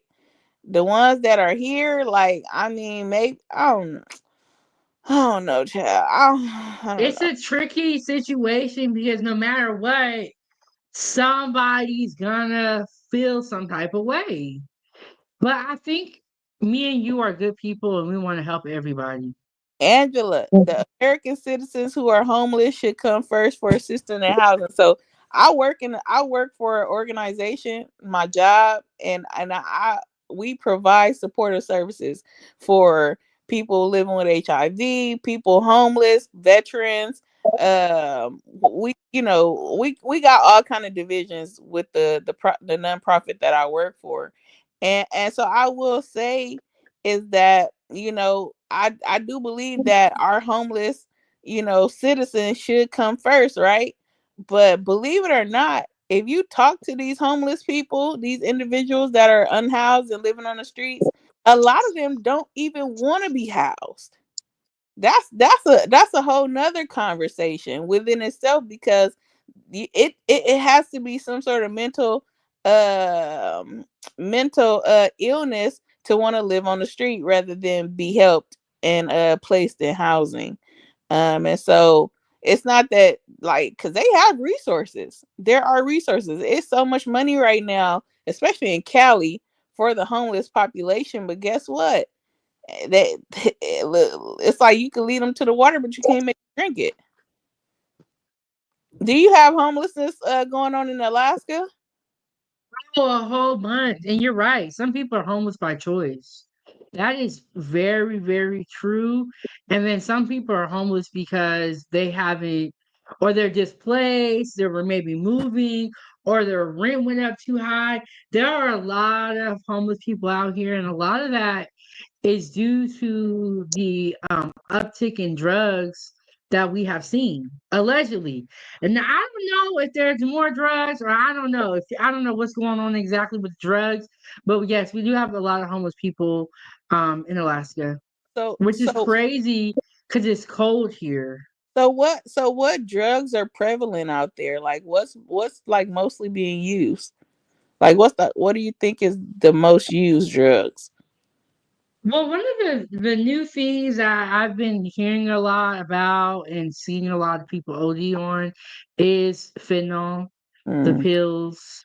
Mhm. That seems to kind of, because it's like they're inexpensive and you can get them easily. Mhm. And I've been watching the news a little bit, and it seems like this is all allegedly, in my opinion, but it Mhm. seems like a lot of the cartels were sneaking in narcotics and drugs through the immigration system, Mhm. because you could literally put drugs on somebody and say, "Hey, go walk it to America and or get this through the border." And there was thousands of people coming over every day. So what I'm saying is we're gonna see if there's a change in the drug scene with illegal immigration being paused, being stopped because they have ramped up on the border. But I do see a lot of homelessness. I'm seeing a lot of drugs, and I'm seeing a lot of people, a lot of my friends that I went to high school with or I grew up with lose their lives. And I'm not saying that's all from illegal immigration. I'm saying I don't know, and I'm curious to see if we see anything changing. And shout out to Breeze, because I'm like, y'all don't leave me out here on my own. But yes, um, he said the cartels are desperate now. Y'all, the cartels and the border agents, it's been a lot going on. Breeze, you are funny in these comments. Yeah, he is.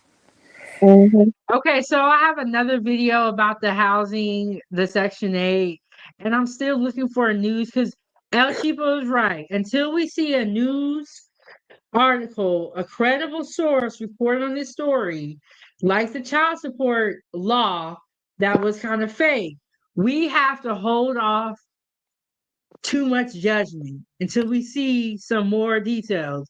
Some of y'all hear one thing and y'all ready to jump off the roof.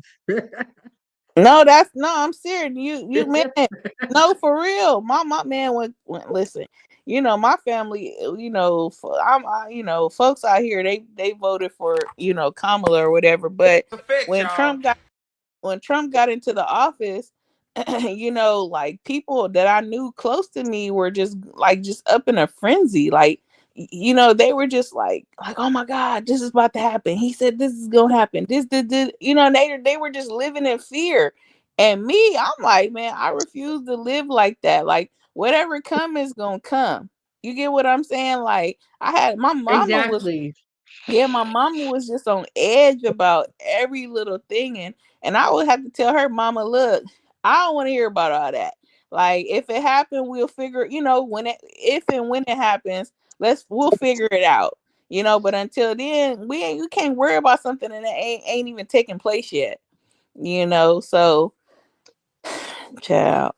All right, go ahead. That's how I feel. That's how I feel when everyone's like, "Oh, this is happening. We're not gonna make it. We're gonna starve. We're hungry." I'm like, at the end of the day, it's up to God. If you Right. believe in God, I don't think you should be like stressed out that much or feeling like it's about to be the end. Cause you gotta think everything that we have gone through as Black people and as people, everyone's culture has gone through things.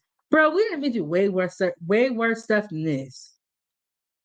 We're gonna be okay. And Mm. yeah, people on TikTok and YouTube is losing their minds. Wow. I mean, like, okay, I get you on that though. Wait, but for me, I tell you this is about for me, basically, though, I'll never truly be accepted by both sides, though, because I'm British citizen by my Pakistani by heritage. Both sides will never truly accept me. They accept me a part of society. They both will love me and they'll be cool with me. but basically identity wise, neither side would truly accept me because I'm not really one or the other. Because British people think that I'm like the British people think I'm different, and basically the born Pakistanis think I'm too Western. No, so basically I'm my own. So basically, me and the rest like me are basically a new set of people, I guess, though. Because basically, culturally, we're different, genetically taller, more opportunities. So I guess, though, in a way, you know, in some way, that's just how it is with me, though. So I'm basically a different set. I'm a new set of people, though, within the same people. It's the same people that I just mentioned, though. It's just the only difference is, though, you know, culturally different. So I came to the realization now because, growing up, I was always confused on which side I actually belonged to. Because it's like I literally felt like I was straight middle. Because the only time both sides really want me is if they really need me. And Drip, let me ask you this. You're out in the UK. Do you guys have a lot of homelessness? Is there a social Yeah, program for housing, such as yeah, Section 8? there is something similar. Yeah, there is, but I can't remember the name of it like that because I'm not going through that. I have to do a lot of research into it. But there is, though, yes. Okay, and then do you see a lot of homeless people? Do you guys have homeless people Not in the in the UK? area I stay, but if you go in London, though, yeah, there is the homeless people. I've seen them, though, yeah, literally. I've seen people who's homeless, though, yes. But in the area I stay, not as much though. But if you probably go across the country, maybe there is more though, depending. If you go in London though, there might be a bit more because London's a bit more expensive though. So it just depends on the area and everything like that. I've seen homeless people before, yes. And basically, they're just giving food and stuff like that. Don't give them money because you're not supposed to give a homeless person money and stuff like that. I've been to Pakistan as well, and in Pakistan there is homeless people there, or like basically there's people who do beg though. Whoever you do, don't give them money because it's not about being selfish though. It's just that if you give them money, they'll always come back. That's a good point. That's a good point. And Angela said, yes, there are a lot of mentally ill homeless people in Michigan.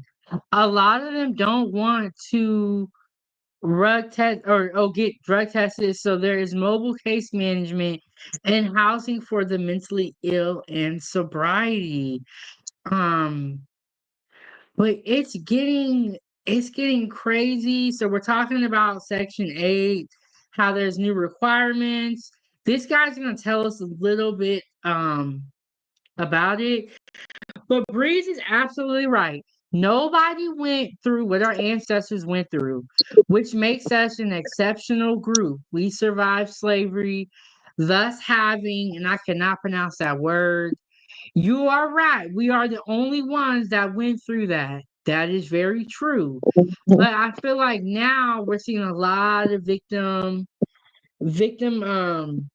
Olympics, Breeze a just said lot this of to me. negativity, a lot of fighting within our own people, tearing each other down, telling each other who not to be with.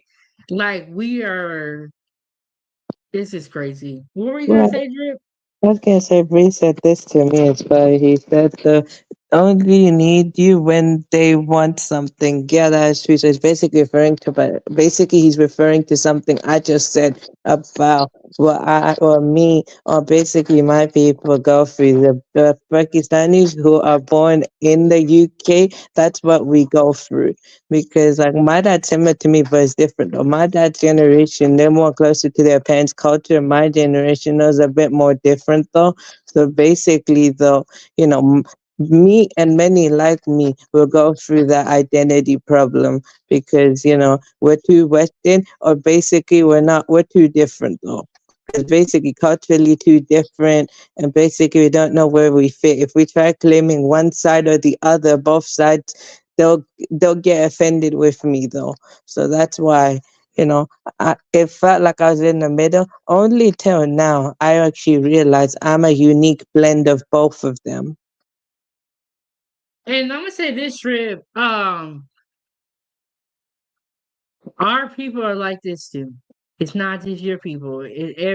No, Everybody people I probably like this only need you when they want something. And I have dealt with situations like that, and it is frustrating, and it's why you don't want to pick up the phone. Well, yeah, but they're also basically with, like people though who actually, their parents born in a different country, but their children when they grow up in a different country, they're culturally different though. Do you think that I Yes. feel like they're gonna probably be way different though, and they'll grow up being confused because that's why I literally grew up being fully confused though. Because when I was a kid though, very early childhood though, I just thought I was a British citizen, so I rejected my heritage. Later, I learned my heritage and everything else though. Like I accepted it, but at the same time I was so confused on where I belong though. Like I didn't know what I was though.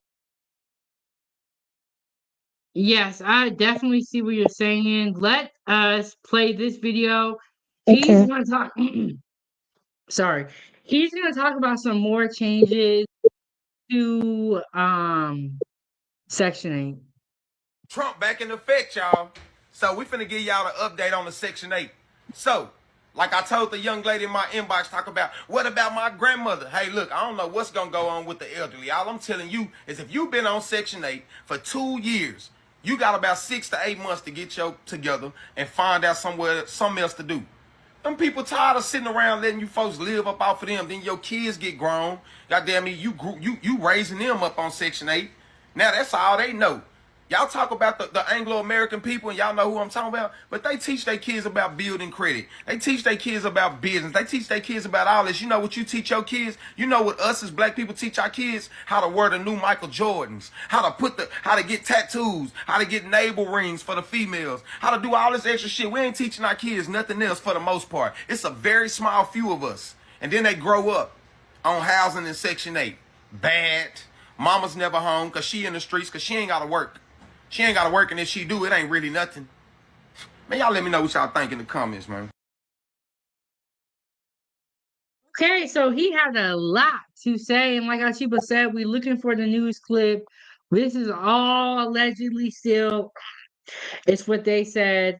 He pretty much saying that he's actually. It sounds like he's glad that it's going on. They're gonna have a 2 year limit allegedly.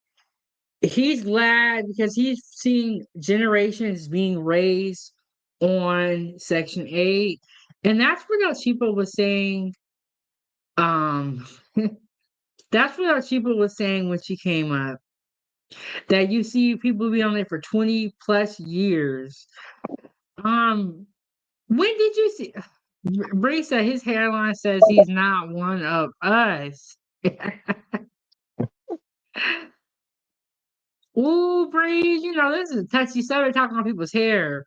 But he's pretty much saying that he's glad everybody gonna have to figure out what they gonna do. Um, I'm trying to look. Did he take his hat off? Everybody gonna have to figure out something to do. Because they are putting a 2 year limit on Section 8. Um, okay, so it is a lot of people have been like panicking that Section 8 and assistance may go away. But then some people say that they feel like it'll make people work harder and take it more serious and not have so many kids out of wedlock in their opinion, because they know they can't get assistance. Okay, so the Mm, man did not remove his hat, but Breeze can see his hairline through the hat. Cause I was like, did I miss something? Everybody can't have hair like you, Breeze. Everybody can't have hair like you. okay. Well, what are your thoughts on what everything he said, Drip? I feel like yeah, I kinda get what you mean. No. Yeah, probably though. For me though as well, pretty much like the South Asian like me though. Okay, what's also interesting, I didn't get to tell you as well. So with me, right? Basically me and my people is like the South Asians as well, with the Indians as Pakistanis. The Indian people though, they have more opportunities than me. The Indians have more opportunities than the Pakistanis though. So basically, that's why Pakistanis, or some of them just end up doing other things, or some have to literally get pushed harder to actually find something, to find them opportunities though. Like me and Bengali people though, we don't have that much opportunity compared to Indian or Chinese. Chinese really have more opportunity than me. In a way, but okay, Um, anyways, I see. Wow. yeah, yeah, I see what you're saying, and a lot of people feel that way. Not, specific to your culture, but people here are feeling like other people are getting more opportunities, and that's why everyone is happy about the Section 8 situation, if this is all true. And like Omega said, she said, "Now I do want them to stop letting these women live off Section 8 and have all them babies." I Okay. have seen some Hey, please, people you know what? have. You can come up, man. Breathe. How about you come and join the panel as well, man? We'd like to have your, insight as well. If you want to come up, please come up. Though I'd like you to come up, though, because I feel like though you have a lot to say. So pretty much, that'd be nice to have your insight as well. Yes, Breeze, you got a lot to say. Join the panel. Daniel said, "Yeah, okay, because all single mamas with more kids, that mama wins, I get Section 8. Oh, wait, no, it's not. A lot of elderly and disabled people depend on it too and will be affected." And now I do feel like if these rules are true, they should not apply to disabled people and elderly people because that's a whole different situation. But we're going to have to wait and see who this is going to affect and who it's not going to affect. We just going to kind of have to wait and see, what's going to go on. So shout out to the sponsor of the show, Lady with a 4.99. Y'all support the channel, support the channel. So shout out to Lady. And everybody that's in the building, it was great conversation, great conversation. Drip, why we segue into our next topic, do you want to tell us briefly about your YouTube channel? Sure. So basically, on my channel, though, for all things UK hip hop culture, that's what I mostly do. So sometimes, though, it's the different cultures within a culture. So it's UK hip hop, but it's different, genres and cultures within a culture. So at the end of the day, it's one culture, but basically, there's different genres and different cultures within that one culture, but at the same time, they're their own unique thing at the same time. So basically, it's multiple different things as well. And I posted my video today, and I got one premiere set up soon, though, as well. Okay, I'll definitely head over to your channel and check it out. Definitely Mhm. head over there and check it out. We got to support each other. And Bree said, yeah, leave the grannies and disabled alone. Yes, I feel like those two people should be exempt from all of the changes that they are going to make to Section 8 if they are going to make changes. Okay, so we got a new president January 20th, and he's been signing a lot of executive orders, and he's been signing so many. And I think all presidents do when they first get into office, they sign a bunch of executive orders so that they go into law immediately. But sometimes we don't know what's really going on because so much is happening. So this guy is going to summarize all the executive orders that were signed yesterday. So here we go. Executive orders today alone. And these executive orders impact elections, government payments, and also legal practices. So here's what you need to know. One is an election integrity overhaul. Proof of citizenship is required, meaning voters must now provide documentary proof of citizenship to register for federal elections. There's also mail-in ballot restrictions. States are now directed to reject mail-in ballots that arrive after Election Day. The next thing is modernizing the Treasury payments. So they're getting rid of paper checks.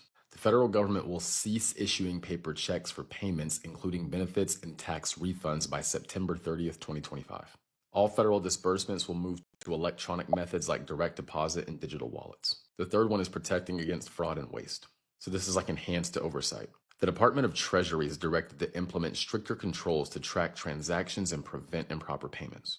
The next thing is declassifying FBI's Crossfire Hurricane materials. This is an order for the immediate declassification of materials related to the FBI's Crossfire Hurricane investigation. The next thing is addressing risk from Jenner and Block. Federal agencies are directed to review and potentially suspend contracts with the law firm Jenner and Block, citing concerns over activities deemed detrimental to U.S. interest. I actually just wrote a more detailed article on this for my Substack. So there we go. He broke down a lot of different executive orders that were signed, and this is just a lot of changes going on, a lot of stuff going on.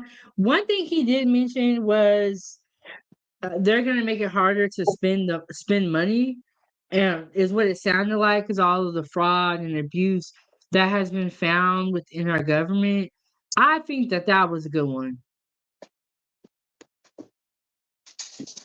Oh, okay, please. I understand, man.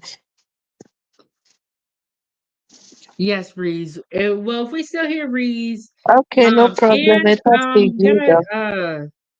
All right, but try that's to nice, though, bro. So I make sure I just live stream for the no, next couple of days. that's nice though.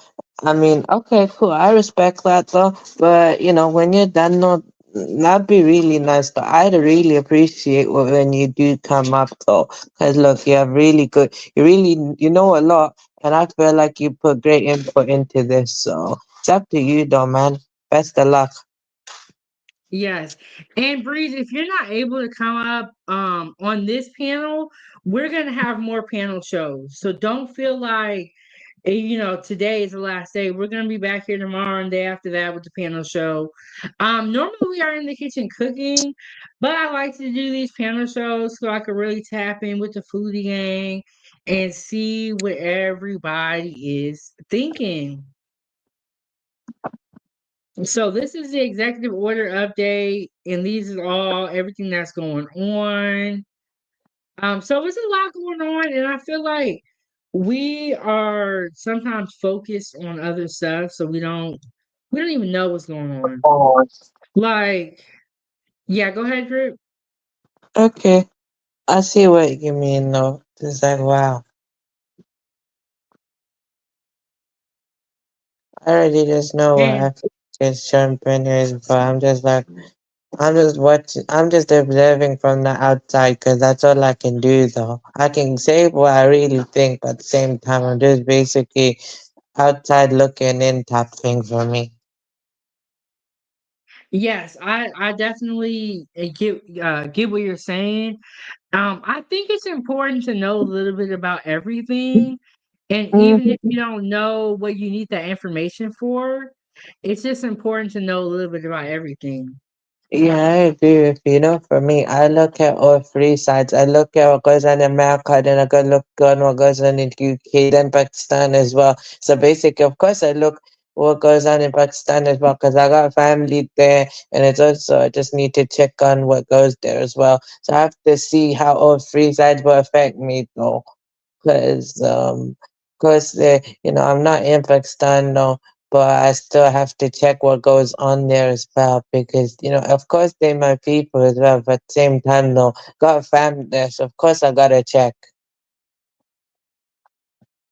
Yes, definitely gotta check on the family. Very, very important. Yeah, I also got Daniel family in Price. America too, though. Let you know, I got family in America too.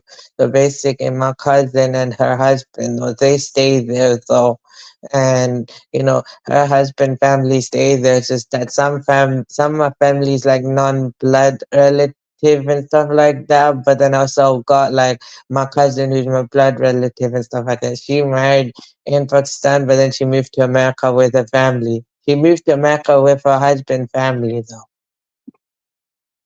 Mm.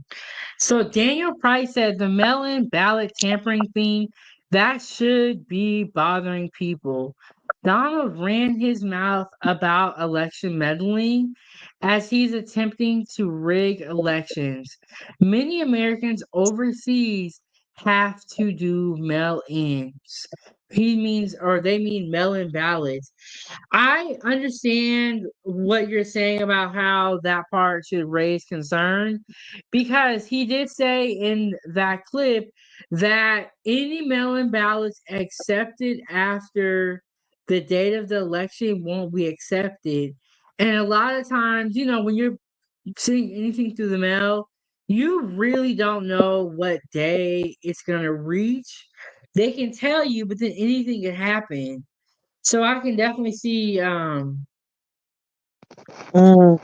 I kind of get you on that though. I know I'm old enough to vote. I'm I can vote though, just I've never voted before yet. I might vote someday though. So like when the election does happen, I'll start vote. But if I have to vote, I'm gonna go independent. I don't trust either party as well. Kind of similar to Democrat, Republican. It's more like for here though, it's called Labor and Conservative. They're very similar though. So I don't trust either side though. I don't trust either yeah. side.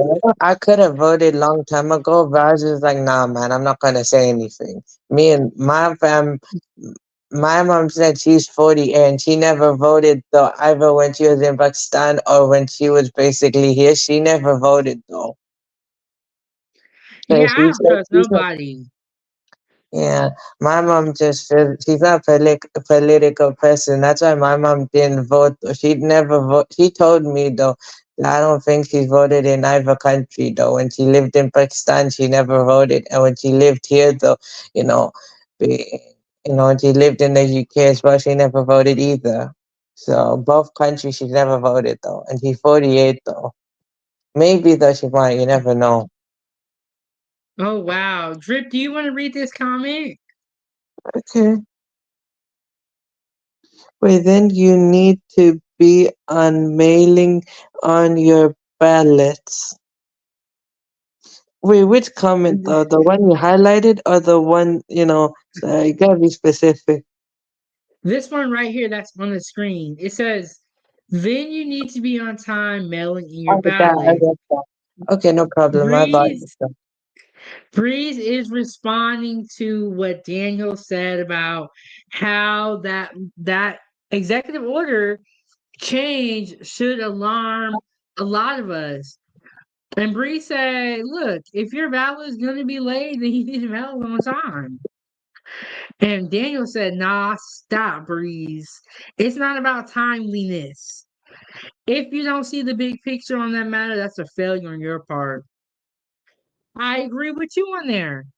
The Mm, bigger picture is the voting. But also, did we not see what the Democrats was doing, trying to sneak in all them people? okay. And now they want to make it to where they can vote. What's up, Drew? Well, okay, I get you, Nessa. I know I'm foreign, basically foreign national type thing though, and I only give perspective to me whether I can vote or not. But if I had to though, I'm going independent, man. I'm not voting for either one, no, man. Neither side convinced me. Whether here or basically over there, neither side convinced me. Yeah, I think do your research, look up what everybody's saying, and just take everything with a grain of salt. And Bree said you can drive to your local election precinct and drop it off. It doesn't have to go in the mail necessarily. Bree said he don't care. Y'all figure it out. Daniel Mhm. said, see, that's not valid though.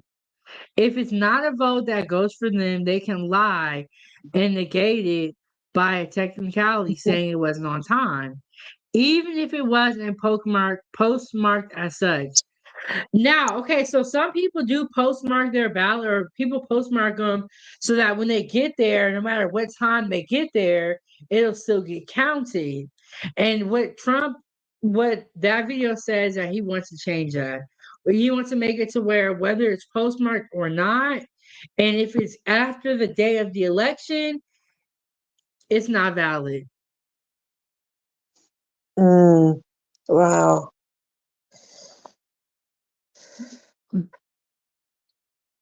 Angela said, Drip, I agree. I now consider myself independent.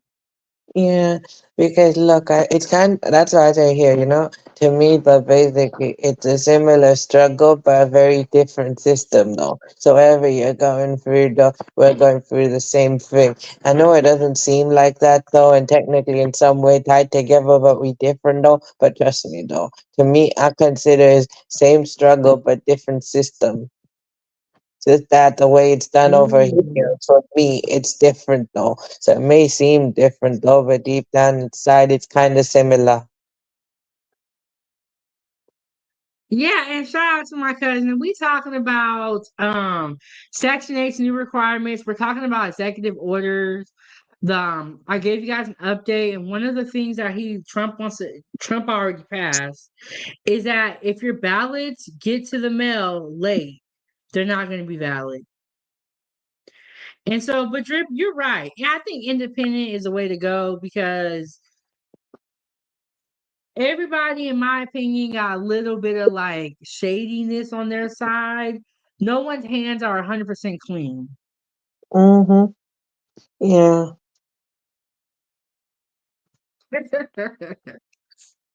Y'all funny out here. And Bree said, I'm an independent as well. Yeah, I consider myself independent, even I'm not registered one yet, though. But I might do someday. You never know. I might vote someday. I'm just saying, the only reason I feel like I want to be independent now, because I actually saw the failure of, I saw how like both parties, both Labour and Conservative, or like basically similar to Republican, Democrat in the UK. I saw how both of them dealt with certain things, though, and how situations got worse, like either side when one leaves or when one comes in, either side got worse though. So I noticed that though. So that's why I was just like, nah, man, both sides though ain't nothing to me, man. Cause I just noticed there. Yeah, I completely agree with you, Drip. Y'all stay woke out here. And Daniel and Breeze, y'all be nice to each other out in this chat, okay? Y'all be nice. Everybody here can give their opinions. Um, no cuss words in the chat, but everybody can give their opinions. And there's nothing wrong with your opinion. That's why it is your opinion. And me and Drip Man, feel I can like we understand. want to be independent. Okay, cool. I can understand why Priest feels the way he feels though. You know, I'm just understanding of why he's just really passionate about what he really feels like, so I can respect that, man. I just understand why, you know. I just understand he's really passionate about it though. It's okay. I get it. Yes, and you know what? These people on YouTube are very passionate and on the internet, very passionate, but it's okay. Everybody can have different opinions. But whether we agree with that executive order or not, it is an executive order and it will be passed into law and it might get challenged in the courts. But it's an executive order. That means it immediately becomes law. So, it's here. Do you guys think it'll get challenged in court? I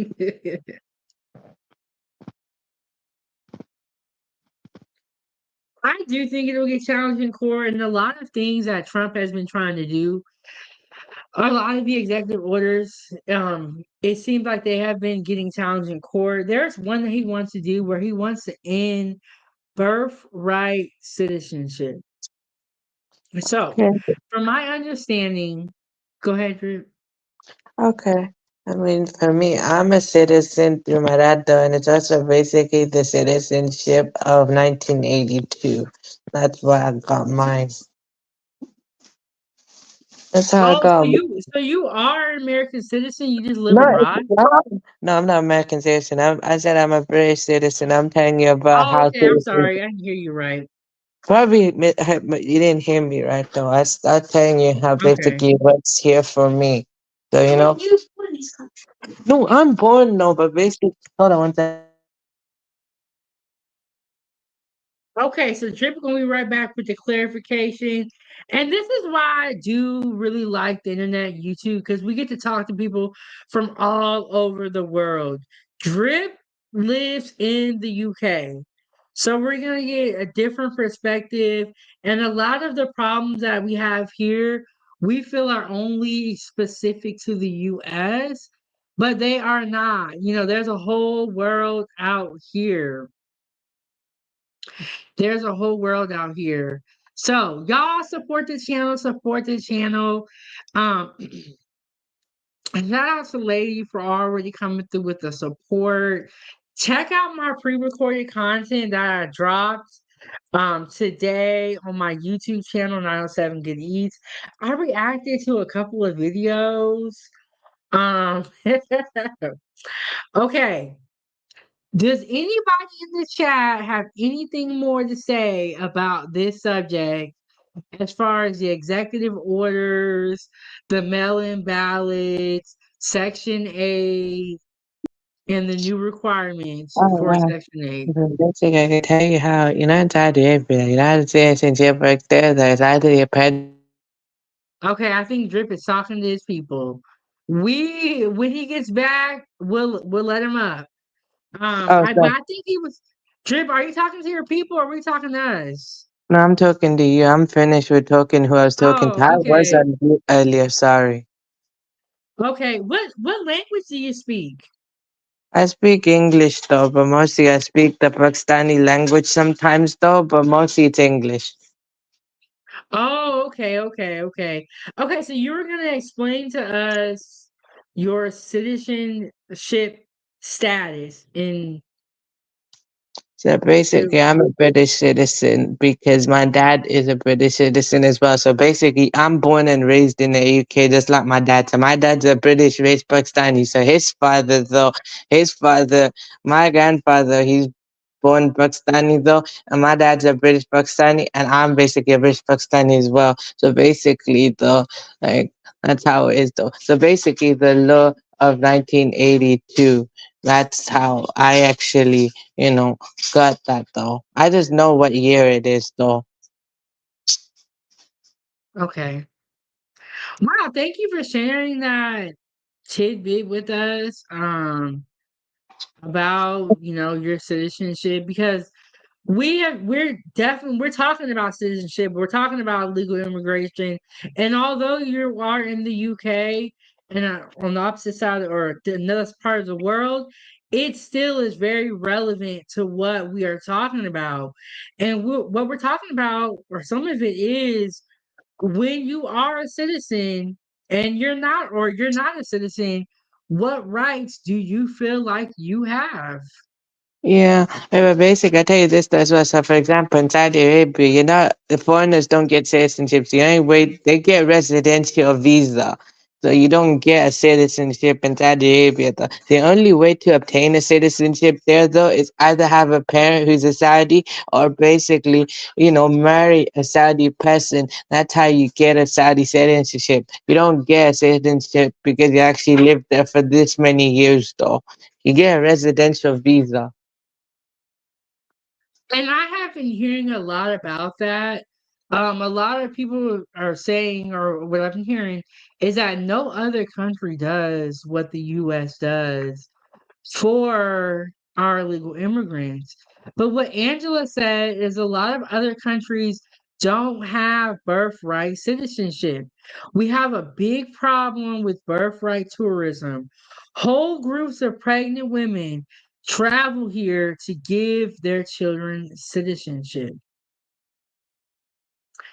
And Trump wants to end birthright citizenship And I believe he passed an executive order, but it's being held up in court. It's just a lot going on.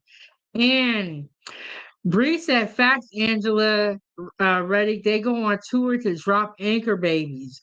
Do you guys know what the term anchor babies means? And if this offends anyone, we are sorry. We're not meaning to offend anybody. We're trying to teach out here. So anchor babies are, I'm sorry, something's vibrating on my table. Anchor babies, when you come to the US, know you're pregnant, you drop the baby is automatically a citizen. The reason why we're talking about this is it goes back to Section 8.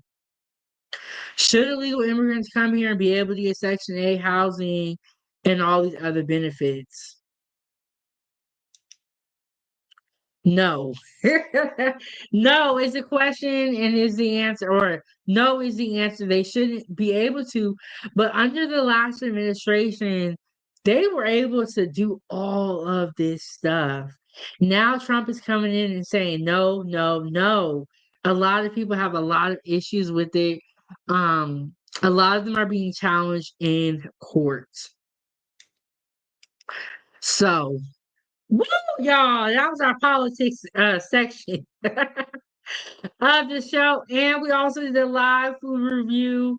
My sister brought me Raisin Canes, so I tried it on live with y'all. So shout out to Big Sis coming through with the Raisin Canes. Okay, we are gonna go to a brief commercial break so everybody can stretch out. When we come back, we are going to get into a story that is going to tug at your heartstrings and may make you very angry. These teachers were abusing autistic children, and it was caught on camera. When you do a crime and it's caught on camera, you can say what you want to say, but we're looking at it. So we're going to go into a commercial break. When we come back, we are going to talk about it. See y'all here in a second. All right, Drip, we'll see you in a second. Okay.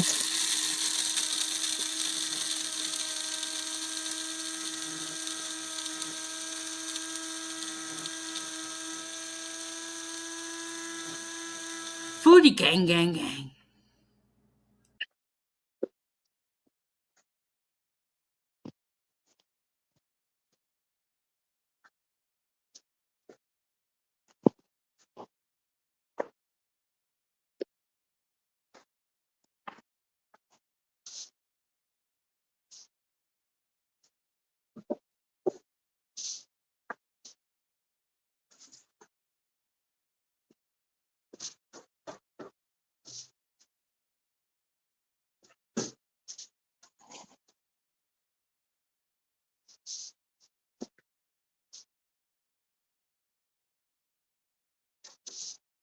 Foodie gang, gang, gang.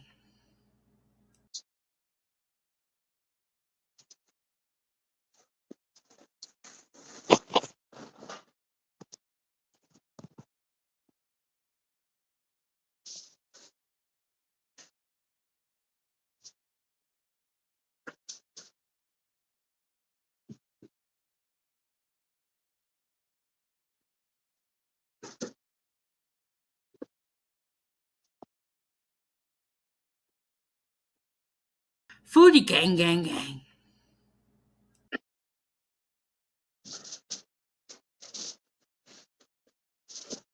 Foodie gang, gang, gang.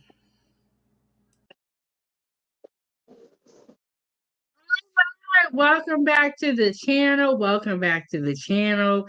This is time for tea. We're talking about Section 8 new requirement, executive order update, and teachers abuse autistic children. We're going to get into it. Time for tea. Let me play this video for y'all real quick so y'all know what it is.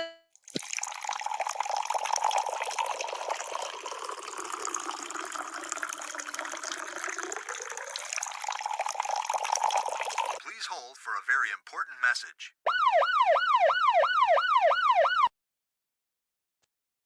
All right. Time for tea.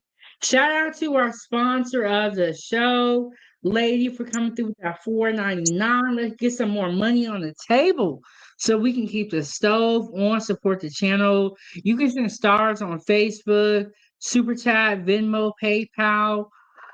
But let's get into this story. Let me see what y'all saying out here in the chat first. Okay, and then during the commercial break, that was the merch that is available. The link is pinned in the video description on YouTube. Let me pull up this video. Ooh, let's see what they're talking about.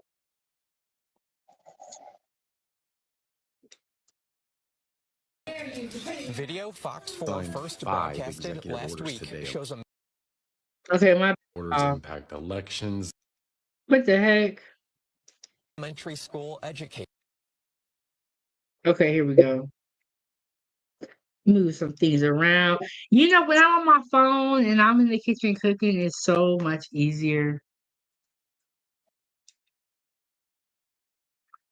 Okay, so it says Millsap ISD superintendent and two teachers arrested after after the viral video shows autistic boys alleged abuse. And I have a much bigger video that we're gonna get into as well. I just wanted to bring you guys this brief clip here really quick. Slapping toward an autistic boy. Moments later, another educator yells at him. I said come here. Before repeatedly hitting him with a toy, then throwing the toy at the 10-year-old. Quit chewing on things. The incident happened in February. Alex Cornelius is the child in the video. I don't understand why anybody would want to do this to any child, let alone an autistic child or a special needs. I just want to say the fact that you have the audacity to, harm somebody else's children is insane. But they don't understand what though. I can understand from experience though, because I'm autistic myself though. Based on my experience, if you treat pets like that, you know that with that though, they actually suffer from hypersensitivity when it comes to emotions though. I suffer through that though. So like, suffer through hypersensitive emotions. So no matter if I feel something, no, sometimes depending on the situation, I can feel it. Whatever emotion I go through double than what it actually is, though. Oh, and Drip, I'm so glad you're here while we're going over this story because you do bring another perspective to the story Yeah, because 'cause they actually, that's right. They actually higher vibration of beings. Like basically they function on a different frequency, though. It's just that though they're just basically adjusting to where they're from, though. So they're just adjusting to the environment. So it may seem like that, though, but actually, though, they're more actually on a higher frequency. yeah, but the way she threw that toy at him No, that's sad, though. and was treating him like she was irritated by him Wow, was that just actually means that heartbreaking. he's not really sure, he wasn't really aware of what he's actually experienced like that. Because I think that probably a long time ago, like when I was younger, though, I couldn't help it, certain behaviors, though, a way a person actually spoke to me. And I one time had a friend, though, in Saudi Arabia, though, spoke to me a certain kind of way, and I didn't really realize what type of behavior he was doing stuff to me, though. Yeah, and then that makes it more, sad. It makes it sad and it makes you glad that they don't realize what's going on. But also it's sad because it's like you know that these are special needs They children think it, and yeah, you they think wanted this that job. type of behavior is kind of normal, but it's not normal actually. It's sad though. I agree with you. I'm saying it is sad though. It's just that Yeah. he's not too sure though. He's not really aware of that type of behavior. He just thinks it's just normal or something like that. It's not normal. But it's like if you are irritated and you don't want to be around these kids, then don't be around them. But why would you get that job as a special needs teacher and then be mean to the people and not want to help people? So it's like you're taking the I'm only here for a paycheck mindset to a whole new level. Mm-hmm. Yeah. Just unfortunate. And then it's like how you gonna hit on somebody else's kids? That's what Yeah. makes me so But mad. yeah, but I mean, getting frustrated at him like that, though, you don't know what type of potential he actually has in there. Just someone actually has to show him that. I've been shown how to basically tap into my potential when I was younger. So at home, it was my mom. And basically, of course, my dad got my support. Mostly at home, my mom was helping me with all of that. Then basically in the school, basically had teaching assistant and the teacher basically though show tap into certain type of stuff like that though, because also now the college I go to, the people that I'm around though, that are basically everyone's just like me. Everyone's like me, just the same as me. So I can understand what they go through. So they have the same thing as me. Yes. But do you think that these type of people being around you when you were growing up because you are autistic would have No, no, helped no, no. you? Yeah, but I'm not saying no to Danny. I'm not saying no. He's not unaware. He is aware. But I'm saying though, right now at his age though, as a kid though, like basically, I'm not saying though him being autistic, he's not unaware. I don't mean that though. Don't take it like, oh, I meant that. No, man. What I meant to say was though, when I meant though he's unaware, basically though he's not too sure because he's just a kid. And as a kid, when you're younger, when you're a kid, you don't realize certain type of behaviors. You don't realize that until you get older. I'm just Yeah, referring to I he's not got what too you meant. sure because he's a kid.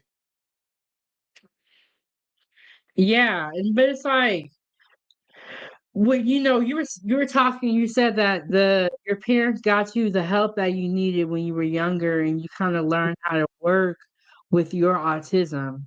Yeah, basically, yeah. That's the actually I had to be shown how to do certain things as well. And also when I was younger though as well, I had a lower muscular tone as well though. So basically, they had to work on fine motor as well with my hand and body and everything. They had to work on fine motor with me though, because I actually had it weak skills though, because I came out like that. So they had to work with me on it though. Oh, I see. But for this little boy, do you think him having teachers like this around, do you think he's gonna get the help that is gonna need to be able to live and be able to prosper with autism? Not really. I mean, he can prosper someday. It's just that he needs the right people to help him guide the way. They can give him everything he needs. It's just that he needs the right people and the right support system now that will actually help him improve a lot. Because everyone's different. I'm high on the spectrum though. So basically, based on my experience, I had the right people around me though to actually help me basically work out everything. Yeah. And these are his parents that we're gonna hear from. They sound like they really care, and his parents sound like they are great people. Let's hear what they got to say, y'all. Needs child. Millsap ISD says the educators involved are no longer employed by the district. Now, Fox 4 obtained arrest warrants for both educators regarding alleged crimes against Alex and 2 additional students. You got to have a really kind heart to be a special education teacher, and as we've all seen, some people just don't have it. According to the warrants, teacher Jennifer Dale admitted swinging at Alex in the video, but claimed it was done playfully. One of her fellow educators recorded the video. That educator and 2 others gave investigators sworn statements of ongoing alleged abuse. Dale is charged with official oppression for intentionally subjecting.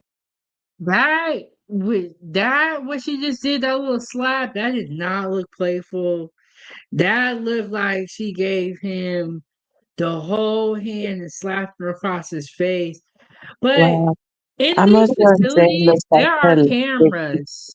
Wow, it's not just that only though. Those are those that what you don't, whether those two teachers don't realize that psychologically it can affect him. He may not, him being a kid, he may not be aware. Him being a kid, he's not too sure now. But when he get older though, he'll slowly start to actually feel that in mentally though. Basically mentally though, that type of behavior though will take a toll on him though. He's just a kid right now, so be him, like when you're a kid, that's just how it is though. I'm not saying no what they did to him is right. No. I'm just saying that him, having what he's having, but him also being a kid, like when you're a kid, certain behaviors though you're not too sure though. But when you get older you start to realize what's going on.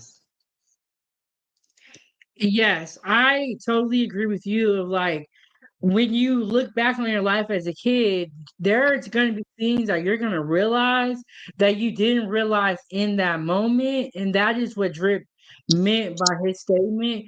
But Drip, we're on the internet. People are going to feel how they feel. You and I know the truth.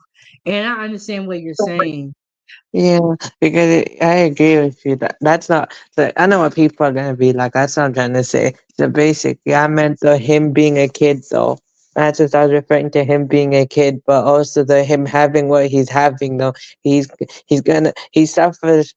He's gonna suffer through hypersensitivity. So like if whatever emotion he feels, though of course he's gonna feel it. But the way he processes stuff. So what happens is he's hypersensitive as well. Though but people that are hypersensitive too. So whatever emotion they'll feel it 2 times more than normal. Because what it is though, their brain basically though it creates thoughts faster than they can process though. So that's why. And I just want to say that I am very glad that they arrested these women and charged them the way that they deserve to be charged so that they cannot go to another district and teach. When you do this, you don't need to work around children. And then Well, you to be hitting other people's kids. I hope that they catch y'all in the back alley somewhere. okay, That's this crazy. one, what he says is, sadly, this is uncommon. There's many cases of special needs students, especially nonverbal ones, being mistreated by educators and caretakers. I mean, of course, there is cases like that, though. Wow, I know what you mean. No, Sad. That's that is sad, sad, and though. it's like, what is wrong with people? For you to go Wait, up and that's hit so somebody so else's because that's child, what happened. Well, I'm also gonna say this as well. It's so because some people, even if they're not doing it for money, it's just that they don't understand though what the child is going through though, because they actually process things in a different way. So actually, though, they're really smart, they're really intelligent and talented though. It's just that the way you actually do it, yes, treat them like everyone else, but same time, though, you gotta understand they have different kind of needs, though. So basically, you know, that's how they basically improve as well. Yes, that's how it is with me, though. Everyone else is different. I'm high on the spectrum. I'm treated just like everyone else. The only difference is, though, certain things I just need more help with. yeah, and I feel like, understanding whatever you have going on, whether you consider a disability or you consider yourself a little bit different, understanding whatever you have going on and learning how to work with it are key points, and also the people you have around you. These two women do not need to be around kids, and they need Mm, to get a job. But in a lot of these facilities, they have cameras. You can tell how a child interacts and how they act, whether if their home life or school life is affected. But it's just sad because people don't realize the gravity of what's really going on here. This is the future. yeah.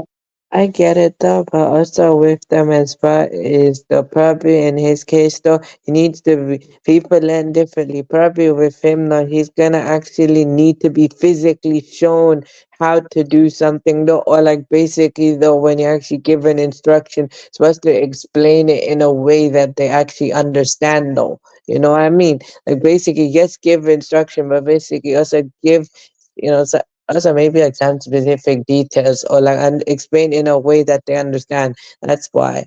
But I guess though they don't understand that though because it's not just the patients. They just don't understand. Yes, I do agree with you. Everyone learns differently. Somebody may need more time. You may be able to just tell somebody something and then they go do it. Everybody is different. And if you're not willing to put in the time or if you don't have patience, don't be a teacher. Like me, I know I don't have patience like that. So I'm not going to go be a teacher. Mm-hmm. But this Yeah. story is the way it should have with I don't them. think I can be one as well. I can know in some way, but I don't think I can be one though, because I'm the one who just basically learns on the way. You know, like I have to literally be shown how to do something. Once I get the idea of how to do something, that's when I do it. I don't think I can be one either. So that's just a patience thing, man. So yeah, I kind of am with you on that. Though. I can be patient Yeah. though, but at the same time, no, nah, man. There's more to it though. I don't think I can be a teacher. Yeah, and that's okay. There's nothing wrong with that. You just gotta be real with yourself. And Angela said I was having panic attacks when I tried to work Yeah. as a Head Start teacher. I later Wow. worked I think better I with understand. older kids. Wow. Drip. Hold on, Drip. I later worked better with older kids at Big Brother, Big Sisters. Wow. Wow. What were you Okay, gonna that's say, interesting. Drip? I was gonna say though, for me, when I was basically a kid, though, it took me a month to settle in school, though. Actually, though, like literally took me a whole month to settle in by myself. Before, family members literally had to come to school with me, sit in the class, and actually keep me, calm and actually keep me sorted. Though, it took me a month to settle in by myself.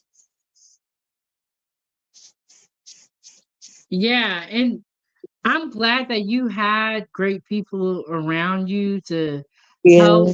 with your On the diagnosis. first point, I And get you it's on just that part. unfortunate for people that don't have that Yeah, around I them. have that childhood with the anxiety thing. I've got the childhood thing though. It's just that for me, I just found a way to manage it though. Still suffer through it though. Let's get back into this video and let's see what Okay. else is gonna go on. Um, Three known child victims to mocking, mistreating, and tormenting. Paraprofessional Paxton Bean, seen in the video, is also charged with official oppression and has a felony charge of injury to a disabled child with intention.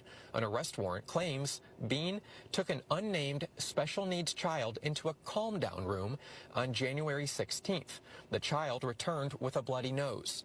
Bean told other educators the child had run into a wall. In a forensic interview, however, the child said Bean punched him. I never expected any of this. As for Cornelius's son, arrest warrants claim abuse was common. Alex regularly subjected to extensive timeouts, inappropriate comments about his private parts, and taunting. On one occasion, taunting until he covered his ears and began to rock back and forth, showing his anxiety. We want to make sure that these teachers are never teaching again. Alex's family believes had they not shared his story, criminal charges may have never happened. I'm very grateful that the Parker County Sheriff's Department worked so quickly on it. But we did not expect it to be this fast. wow, these women are horrible. Wow. Wow, Wow. Happy you I did said not that. your You know, kids. for the stuff. Wow, for my digital, actually, I didn't get to tell though. When my parents applied for it first though, I've got rejected first time though. Literally had to push, literally parents, though, both parents literally had to fight and push. My dad literally had to push the people there and he got a good help with him though. Literally had to push them people to actually giving me what I'm really entitled to. When I got applied for it first time, they rejected me. Yeah, my nephew is autistic. The sister that brought me the Raising Cane's today, her son is autistic, and she has really had to fight for the services that she Yeah. for them. There's been a lot of back and forth. It's been a long road. And so not only parents have to already deal with having a child that has special needs, now you're hearing that your child's teacher is hitting on your student or on your child and doing other things to them. On like they already have it so hard. Why are you piling more onto their plate?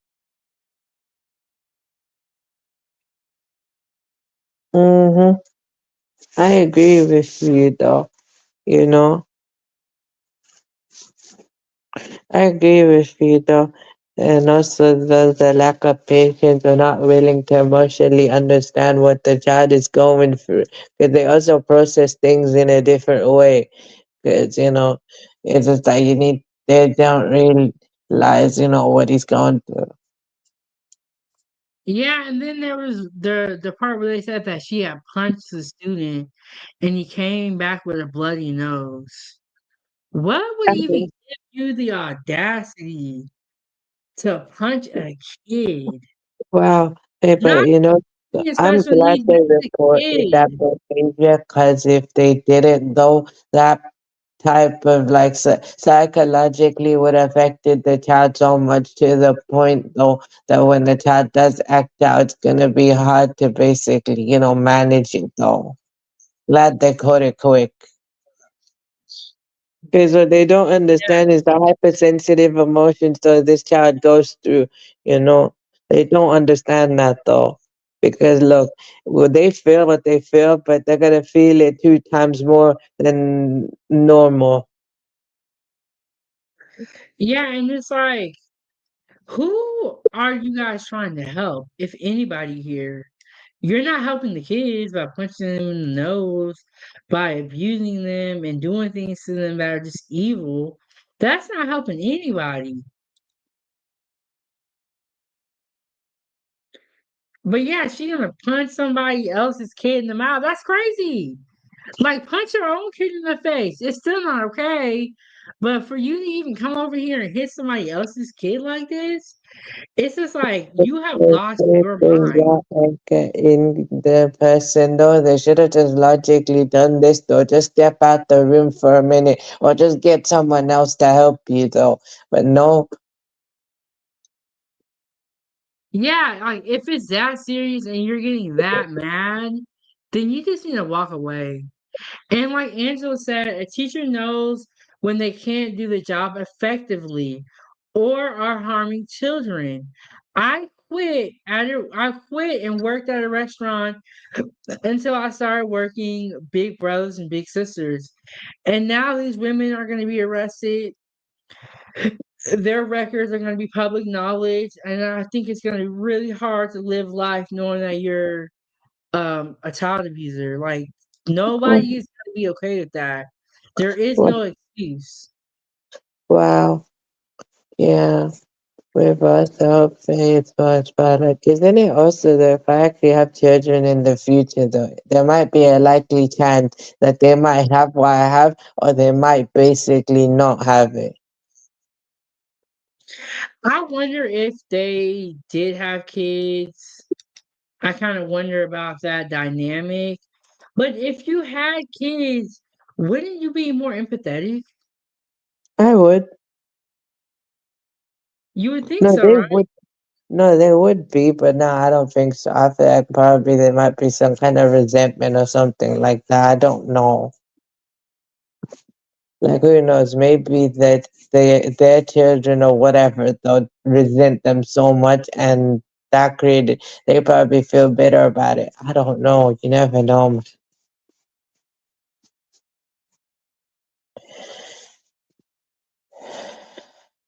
I don't. My y'all, but Trip, I definitely get what you're saying. Like maybe they had some type of resentment. Why were they treating those kids like that? And then these are kids. When any situation happens with my daughter, and I also do make children's content, Ava's Playtime. When any Mhm. situations happen with Ava, if I feel myself getting upset, I will walk away and take a moment and calm down. Because at the end of the day, you need to realize and you got to keep in your mind that these are kids. Yeah, but you also know that there'll be moments though when you could it just happens though. I can understand when a parent does that though. I'm sure your daughter pretty much understands that though. You might have a moment though. You know what you normally do, but even if it just happens straight on the spot though, and you pretty much you come back later and just explain to your child though anyways, so that you don't mean that though, and it was just bad timing. Yeah, and I think that yes, they are children, but they are also human beings. They also have Mhm, feelings, like they're also learning the world and they're not gonna just know everything right off the bat. mhm, They got to be taught these things. Like I said, if mhm. you don't have patience, don't even be a teacher. And Angela said I graduated from a Catholic college.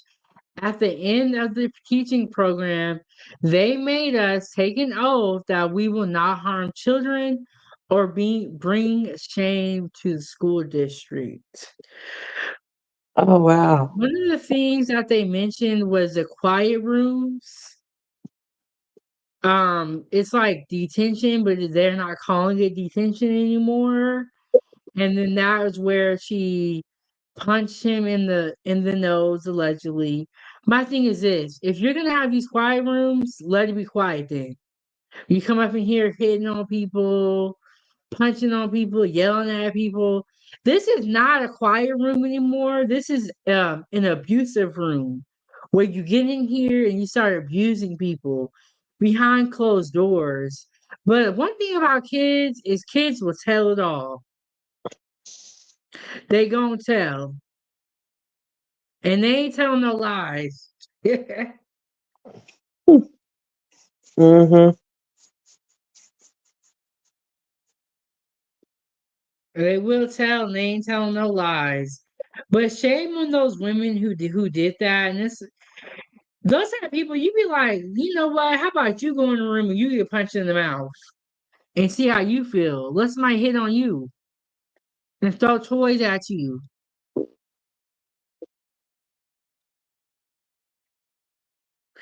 Okay, this is a longer video of what we just watched. I probably won't play it all, but this is from Law and Crime, so they're probably gonna tell us some more details that we don't already know.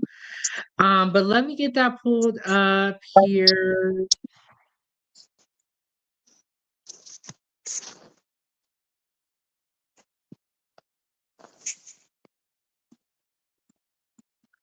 Okay, and shout out to Law and Crime. Shout out to the sponsor of the show.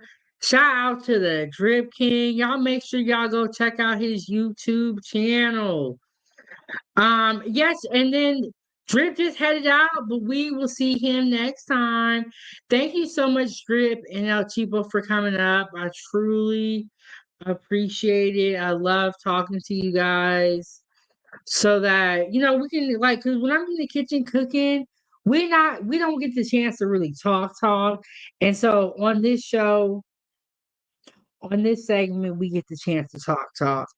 And let me play this video for y'all real quick before I'll play this. We play this video so y'all know where we at.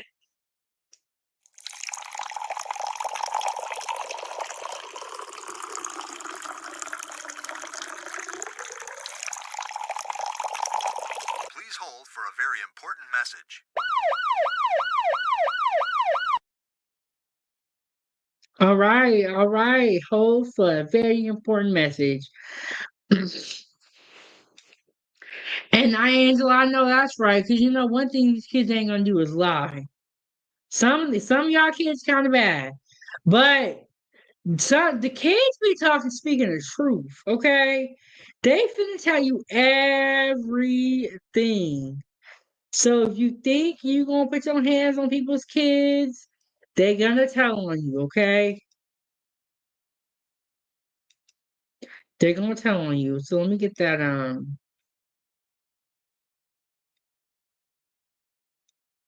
wrenching video that you will not be able to believe took place inside a special needs classroom in an elementary school in Texas. Quit chewing on things. Now, 2 teachers are facing charges for allegedly hitting a nonverbal boy with autism, and the superintendent for allegedly trying to cover it up. We're on the case presented by Law and Crime. I'm Chris Stewart.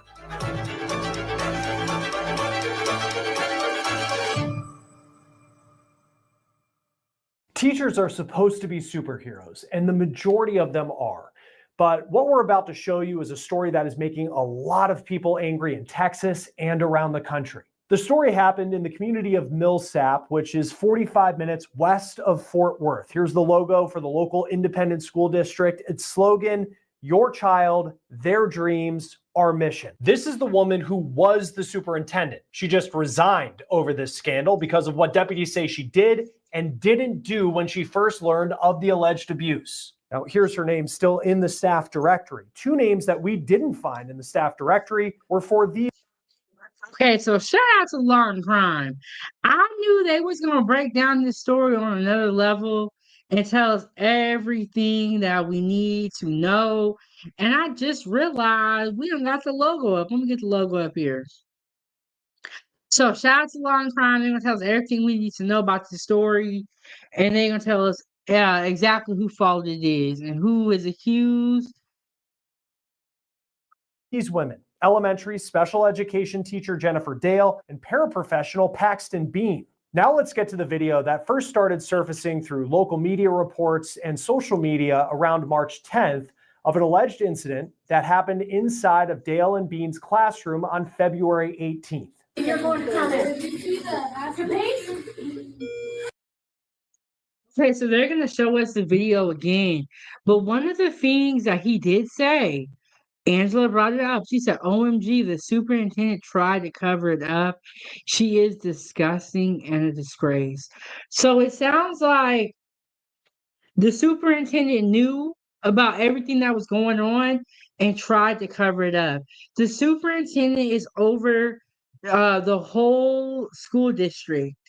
So if she's covering this up for this one particular school, then we have to ask ourselves, is there more schools, more teachers, and more children that more child abuse that she's covering it up? So the superintendent tried to cover it up. Let's get back into the story.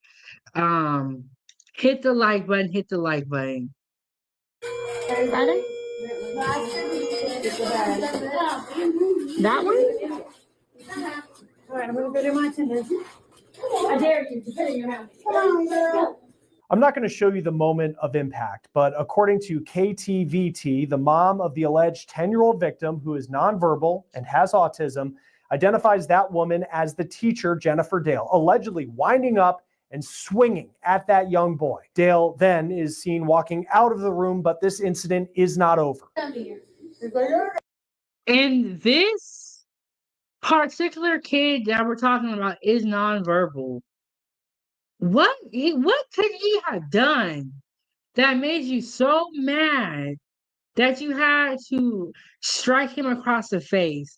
He then goes over to the other teacher, and what she does, in my opinion, is no better. No better. And then the superintendent tried to cover it up.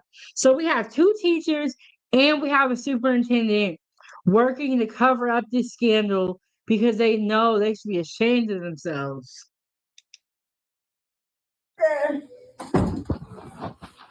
See? Looks like a dog. What's that say? I'm gonna hit you. Now, the woman in the pink with her legs crossed, sitting back in that chair, allegedly just yelling at the 10-year-old boy, then hitting him with what appears to be a dog toy, is Paxton Bean, according to KTVT. She is the teacher's aide for the classroom. The video continues. Quit chewing on things. Is it counting down? That video is really hard to watch. The boy's mom told the local CBS station in Dallas that an adult in the room took out a camera to record what happened after the boy was verbally assaulted in the classroom. The mom said on Facebook that her son was allegedly abused on a daily basis at this school. 11 days after. Wow. And we are just seeing this clip that someone took off their cell phone. There is probably so much abuse that we haven't even seen yet. If they felt comfortable striking this boy across the face and throwing toys at him, you can imagine what they did on a day-to-day basis. And Angela said that teacher probably has abused her own children. If she has children, take them away. Take them away. Because no, not take them away and lock her up. Okay. Lock her up. So this is a statement that we're gonna get into now. Or it's a press release. 3 educators. I wonder if they're gonna read it. I might not even have to read it for y'all. The boy's mom said she was first made aware of this video. The local sheriff posted this on social media announcing the arrests. Jennifer Dale was charged with official oppression. Paxton Bean charged with injury to a child and official oppression. The sheriff also announced that the school's superintendent, Edie Martin, was arrested and charged with failure to report intent to conceal. The sheriff is not only accusing Martin of not reporting this alleged incident when she was made aware of it, but also lying about having reported it. According to deputies, the incident that you saw in this video happened. Wow, this is crazy. And you guys know that schools, doctors, and like therapists are mandatory reporters. So even if they see something and it has nothing to do with them, they still have to report it to the correct people. And y'all, this is time for tea. Hit the like button, support the channel. We finna get into all of it. The reason why I brought you guys this story for Time for Tea is because I do make children's content and I do have a child myself. So children have always been near and dear to my heart, and they will always be. Sorry, y'all, that's my alarm. Okay, let's get into the video.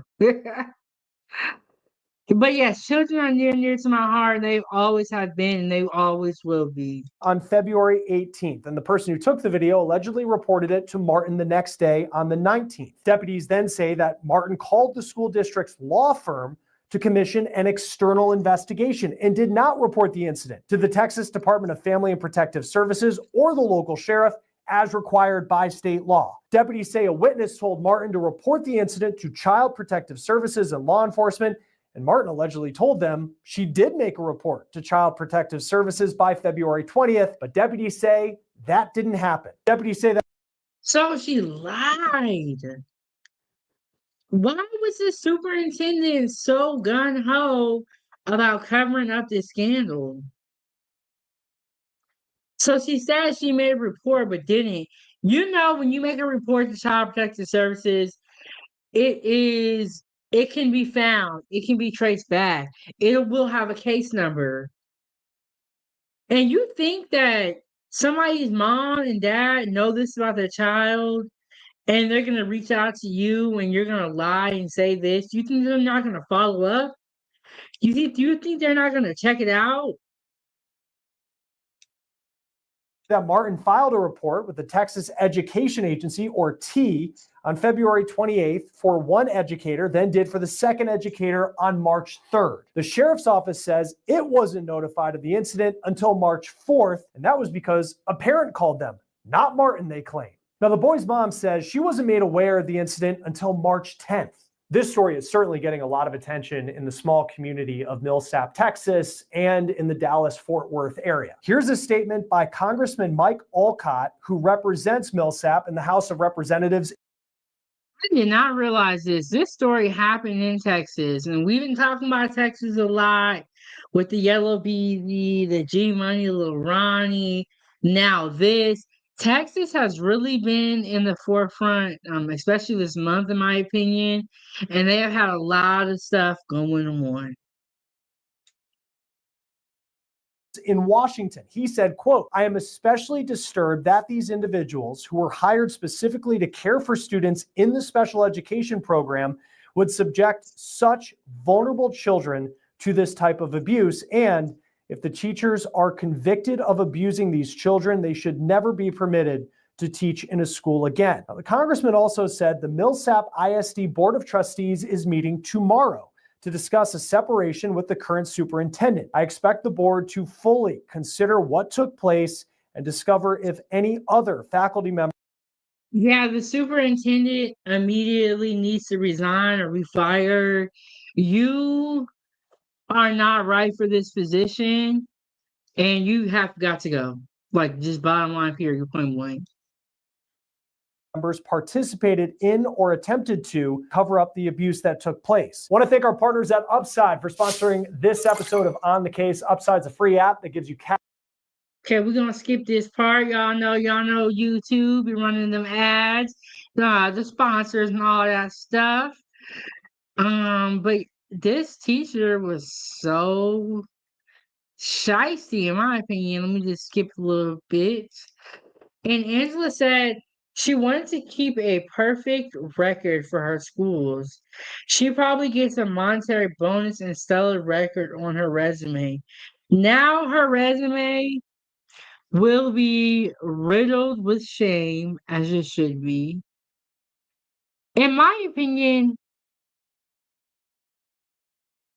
she is just as bad as the women who actually did the abuse, because you are pretty much allowing it to go on by not telling on them.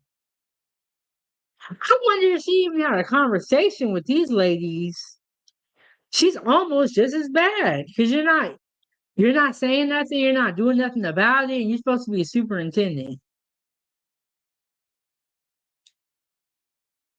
Several parents gave fiery speeches calling for Martin's firing. Here's what the mom of the boy in the video told the board. "We moved here a little over 2 years ago, specifically for Millsap ISD. We came from a very large school district and thought Millsap was the best place for my son. I never thought my son would be assaulted by 2 teachers, and also never expected the superintendent to hide it from me." Oh, sorry. Dee Martin waited 21 days to tell me my son had been assaulted. She had that video in her hand for 3 weeks. It took her 3 weeks with that video to let me know what happened. She decided to just wait. I was okay with it. Wow. So the superintendent had the video for 2 weeks, didn't report it, lied about it, and did nothing about it. Yeah, the superintendent is just as guilty as the teachers who actually did the abuse. She is no better than them. And honestly, this makes me question if she has abused children in her past. And shout out to Next Level. He said, "Hey, 907, shout out to the Foodiegang. We are so happy to see you. We've been having a great show. We've been up here for 3 hours talking, sipping our tea. Yo, we had El Cheapo up here. She never joins the panel. And El Cheapo be saying that she don't know how to talk. And look, El Cheapo be up here talking, and she be having some great points. And we have the Drip King up here. But now we're talking about these 2 teachers who abuse these autistic children. And apparently the superintendent knew about it and covered it up. Let's get back into it. And Angela said that superintendent may get some jail time, or at least she needs to get the same amount of time as the 2 women who actually did the abuse, in my opinion. And she is just as guilty as them. Because it's like, if you guys are supposed to be the teachers and you're supposed to step in and protect the children and help them, and then you're not even doing this, you know what I'm saying? Like, that's just not cool. Not cool at all. Lock everybody up.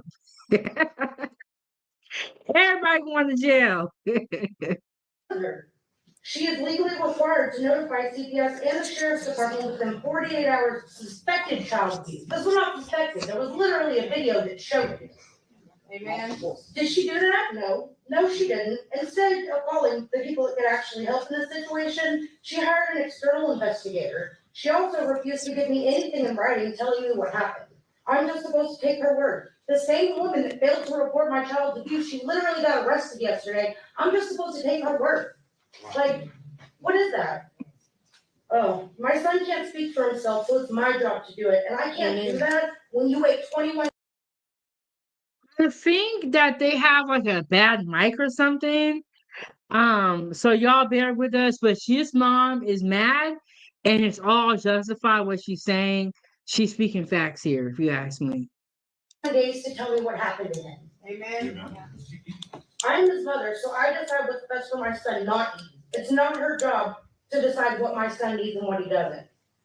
It's her job to make sure my son gets the education he deserves and to make sure he's safe while he's at school. And she failed at both. Amen. She may not have abused my child. She may not have abused my child, but what she did is unforgivable. I'm coming to you, the board, to do what he fails to do. I tell you what, if that was me and my child, I'm not going up to no board. I'm going up to whoever hit my child and I'm hitting them back. I don't got time for all this. I'm getting look, you punch my child in the mouth, I'm about to punch you in the mouth. But violence is never the answer. But do feel like in this situation, eye for an eye. I don't care about nothing. Eye for an eye. You punch my kid, I'm punching you. Protect our children. I do not believe our children are safe with Edie as superintendent. If Edie remains superintendent, you can get used to seeing my face because I'll be at every single board meeting from here on out until y'all hear me and do what needs to be done. The board took no action at that meeting on March 21st, but on Monday night, the board announced that Martin submitted her resignation and the trustees accepted it with a 6-0 vote. WFAA TV reports that Martin will not receive severance or benefits. It also turns out there are some family connections between one of the suspects and the school's principal, who is now on leave. KDFW TV reports that the suspect packed. Oh my God. So now it's the two teachers, the superintendent, and the principal. Is everybody corrupt in this particular story? I'm about to knock over my tea.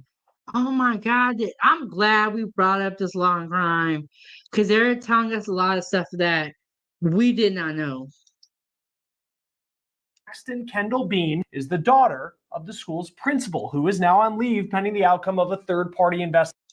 Okay, let me go back a little bit. School's principal, who is now on leave. KDFW TV reports that the suspect, Paxton Kendall Bean, is the daughter of the school's principal, who is now on leave pending the outcome of a third-party investigation. The station reports that the school's assistant principal is also on leave, but is expected to return to work in a limited capacity. The board voted to establish a new anti-nepotism policy where employees can no longer be supervised by an immediate family member. Joining us. Okay, did y'all get what the principal? They said the principal's daughter. I'm about to play that part back in. I don't get it. Sometimes I be feeling like I need a map.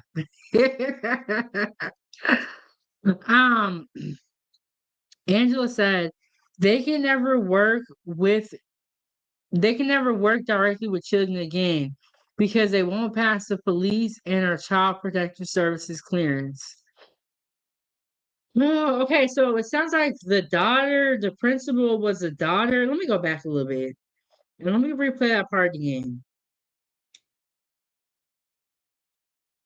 Of a third-party investigation. The station reports that the school's assistant principal is also on leave, but is expected to return to work in a limited capacity. The board voted to establish a new anti-nepotism policy where. Okay, I didn't go back far enough. Dang, the assistant principal too? He's accepted it with a 6-0 vote. WFAA TV reports that Martin will not receive severance or benefits. It also turns out there are some family connections between one of the suspects and the school's principal, who is now on leave. KDFW TV reports that the suspect, Paxton Kendall Bean, is the daughter of the school's principal, who is now. Oh, okay, so The suspect is the daughter of the principal. What? And they said the suspect. So one of these two teachers is the daughter of the principal. Dang. Your mom or dad, your dad, mom or dad works here and you're doing this at their job? That's wild. So now they're gonna get in, they're gonna pass the anti-nepotism. Nepotism, I believe, is when you hire your family members.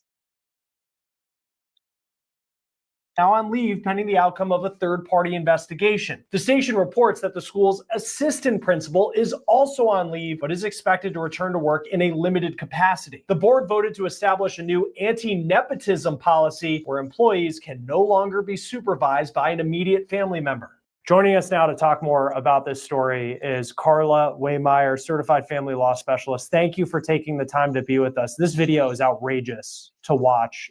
As an attorney, what goes through your mind when you're watching this play out in this special ed classroom in Texas? Angela said WTF, that's why they covered it up. Angela, you're right. You're right. That's because we was wondering why the superintendent would cover this up. But that's why. It was the principal's daughter that was allegedly doing the abuse. This is a whole, and if they're hiding this, they're hiding something else. So the principal hired their daughter for this specific job. So that means that they may not have even had the proper requirements to be a special needs teacher. But because their parent was the principal, they got hired for the job.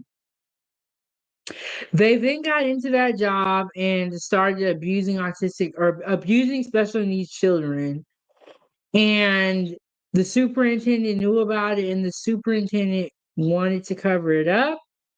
Said they made a report to Child Protective Services, but did not. And now the assistant principal has been placed on leave too.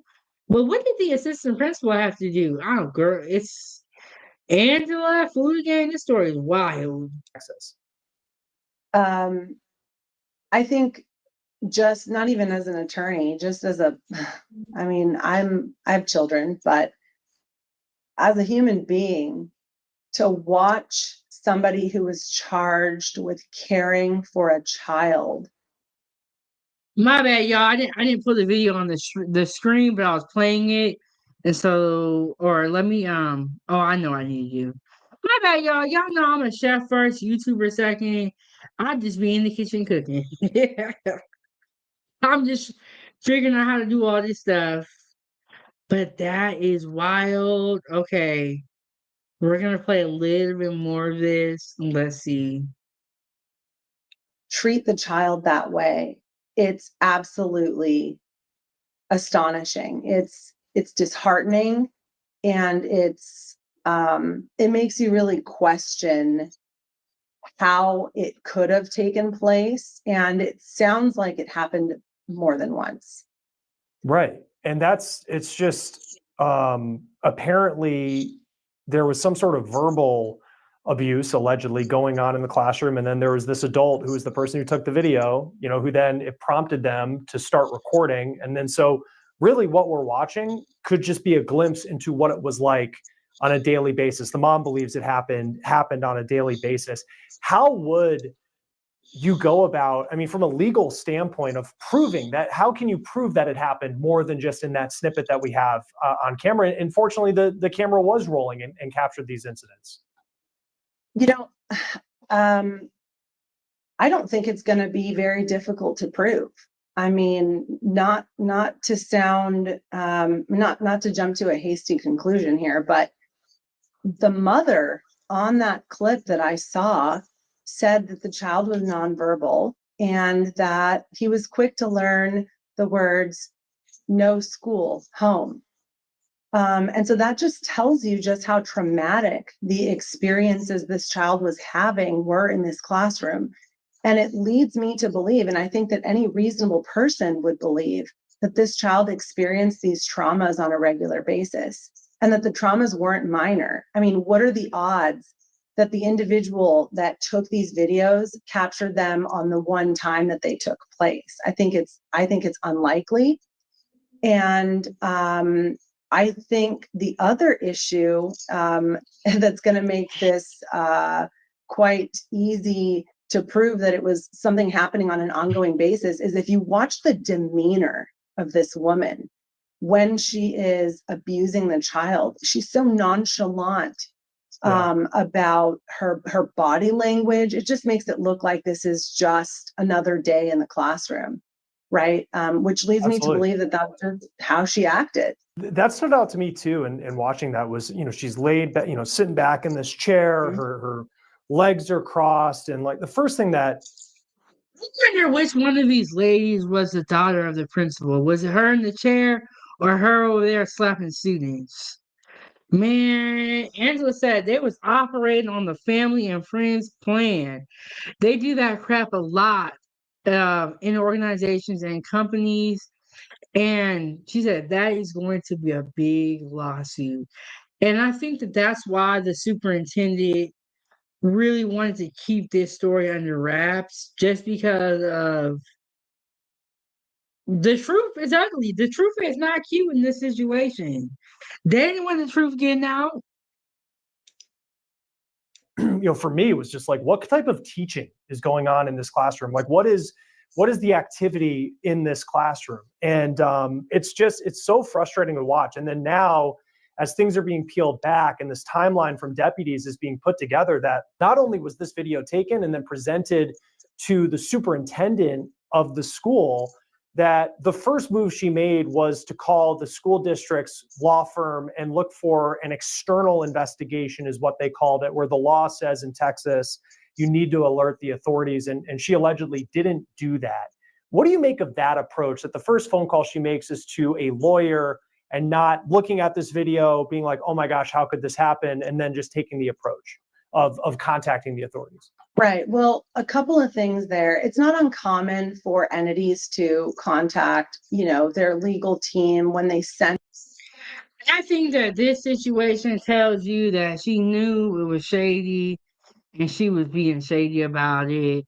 And the first thing you do is reach out to a law firm, and you don't need a law firm in this situation. You need the police to investigate. You immediately go to a law firm. Like, that is very, very fishy in itself.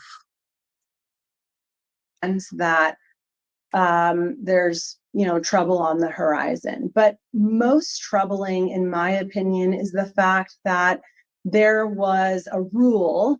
There's a law that says that she had an obligation as the superintendent to report this to a specific authority. So, I'm an attorney in California. This occurred in Texas. I'm not sure what the authority would be called in Texas, but nonetheless, she was supposed to report it to a certain entity and was supposed to do it immediately. And it sounds to me like the superintendent, instead of reporting it for the purpose of ensuring that this would be recorded right away and that evidence could be captured and maintained in such a way that the investigation could be properly done, she was more worried about protecting perhaps herself or the people around her than. That's exactly what she was worried about. And that's exactly what she was trying to do, is protect the people around her. But the problem is who is going to protect the children? The children that are nonverbal and cannot speak. You're worried about protecting adults, but what about protecting the children? And when you take on a job like that, that needs to be your focus. Not all this other stuff.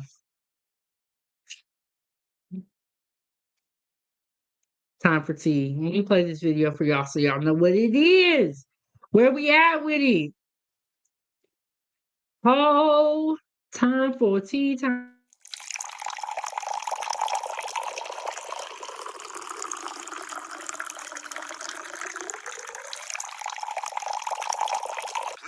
for a very important message.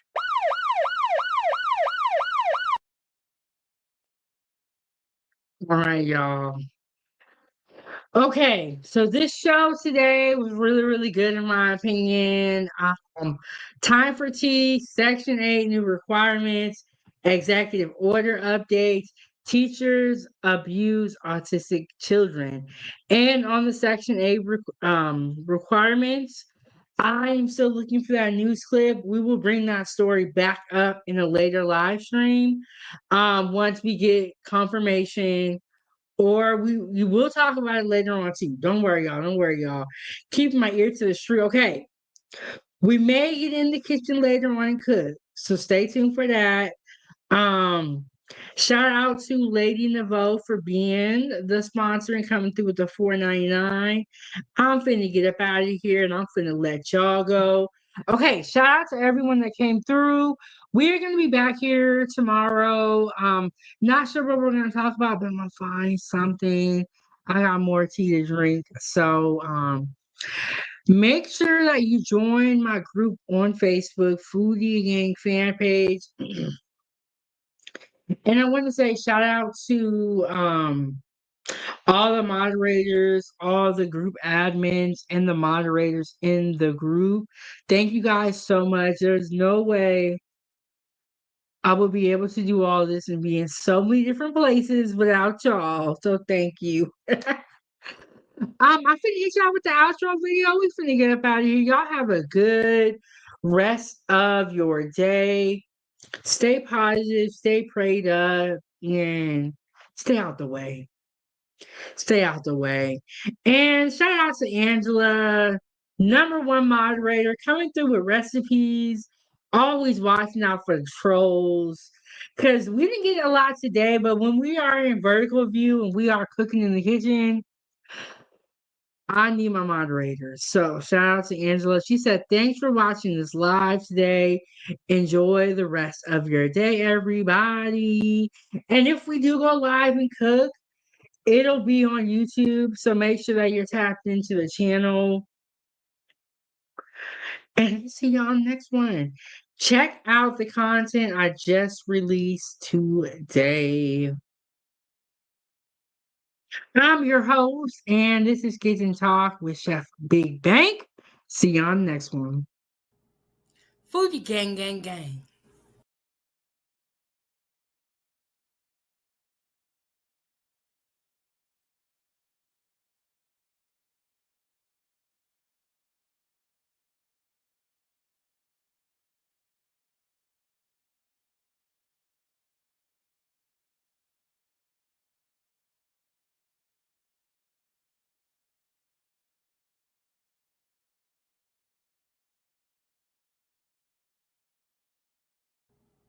Foodiegang, gang, gang.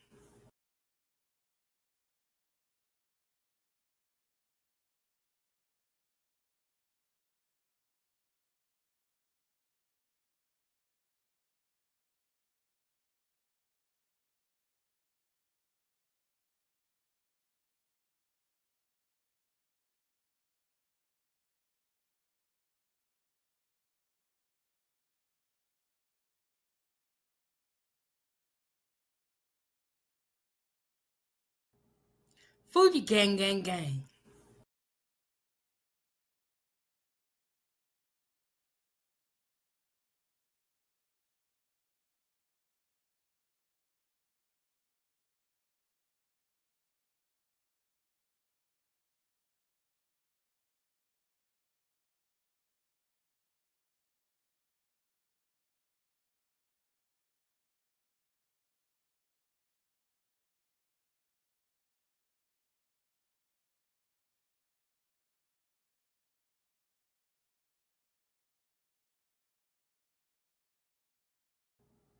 Foodiegang, gang, gang.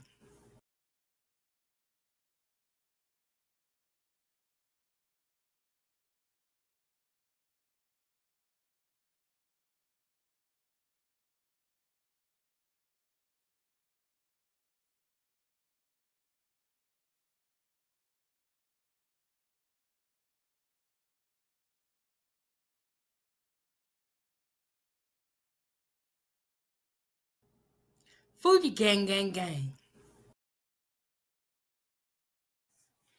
This is Chef Big Bang. Thank you so much for watching at 907 Good Eats. Make sure you hit that like button. Don't forget to subscribe, and I'll see you next Wednesday.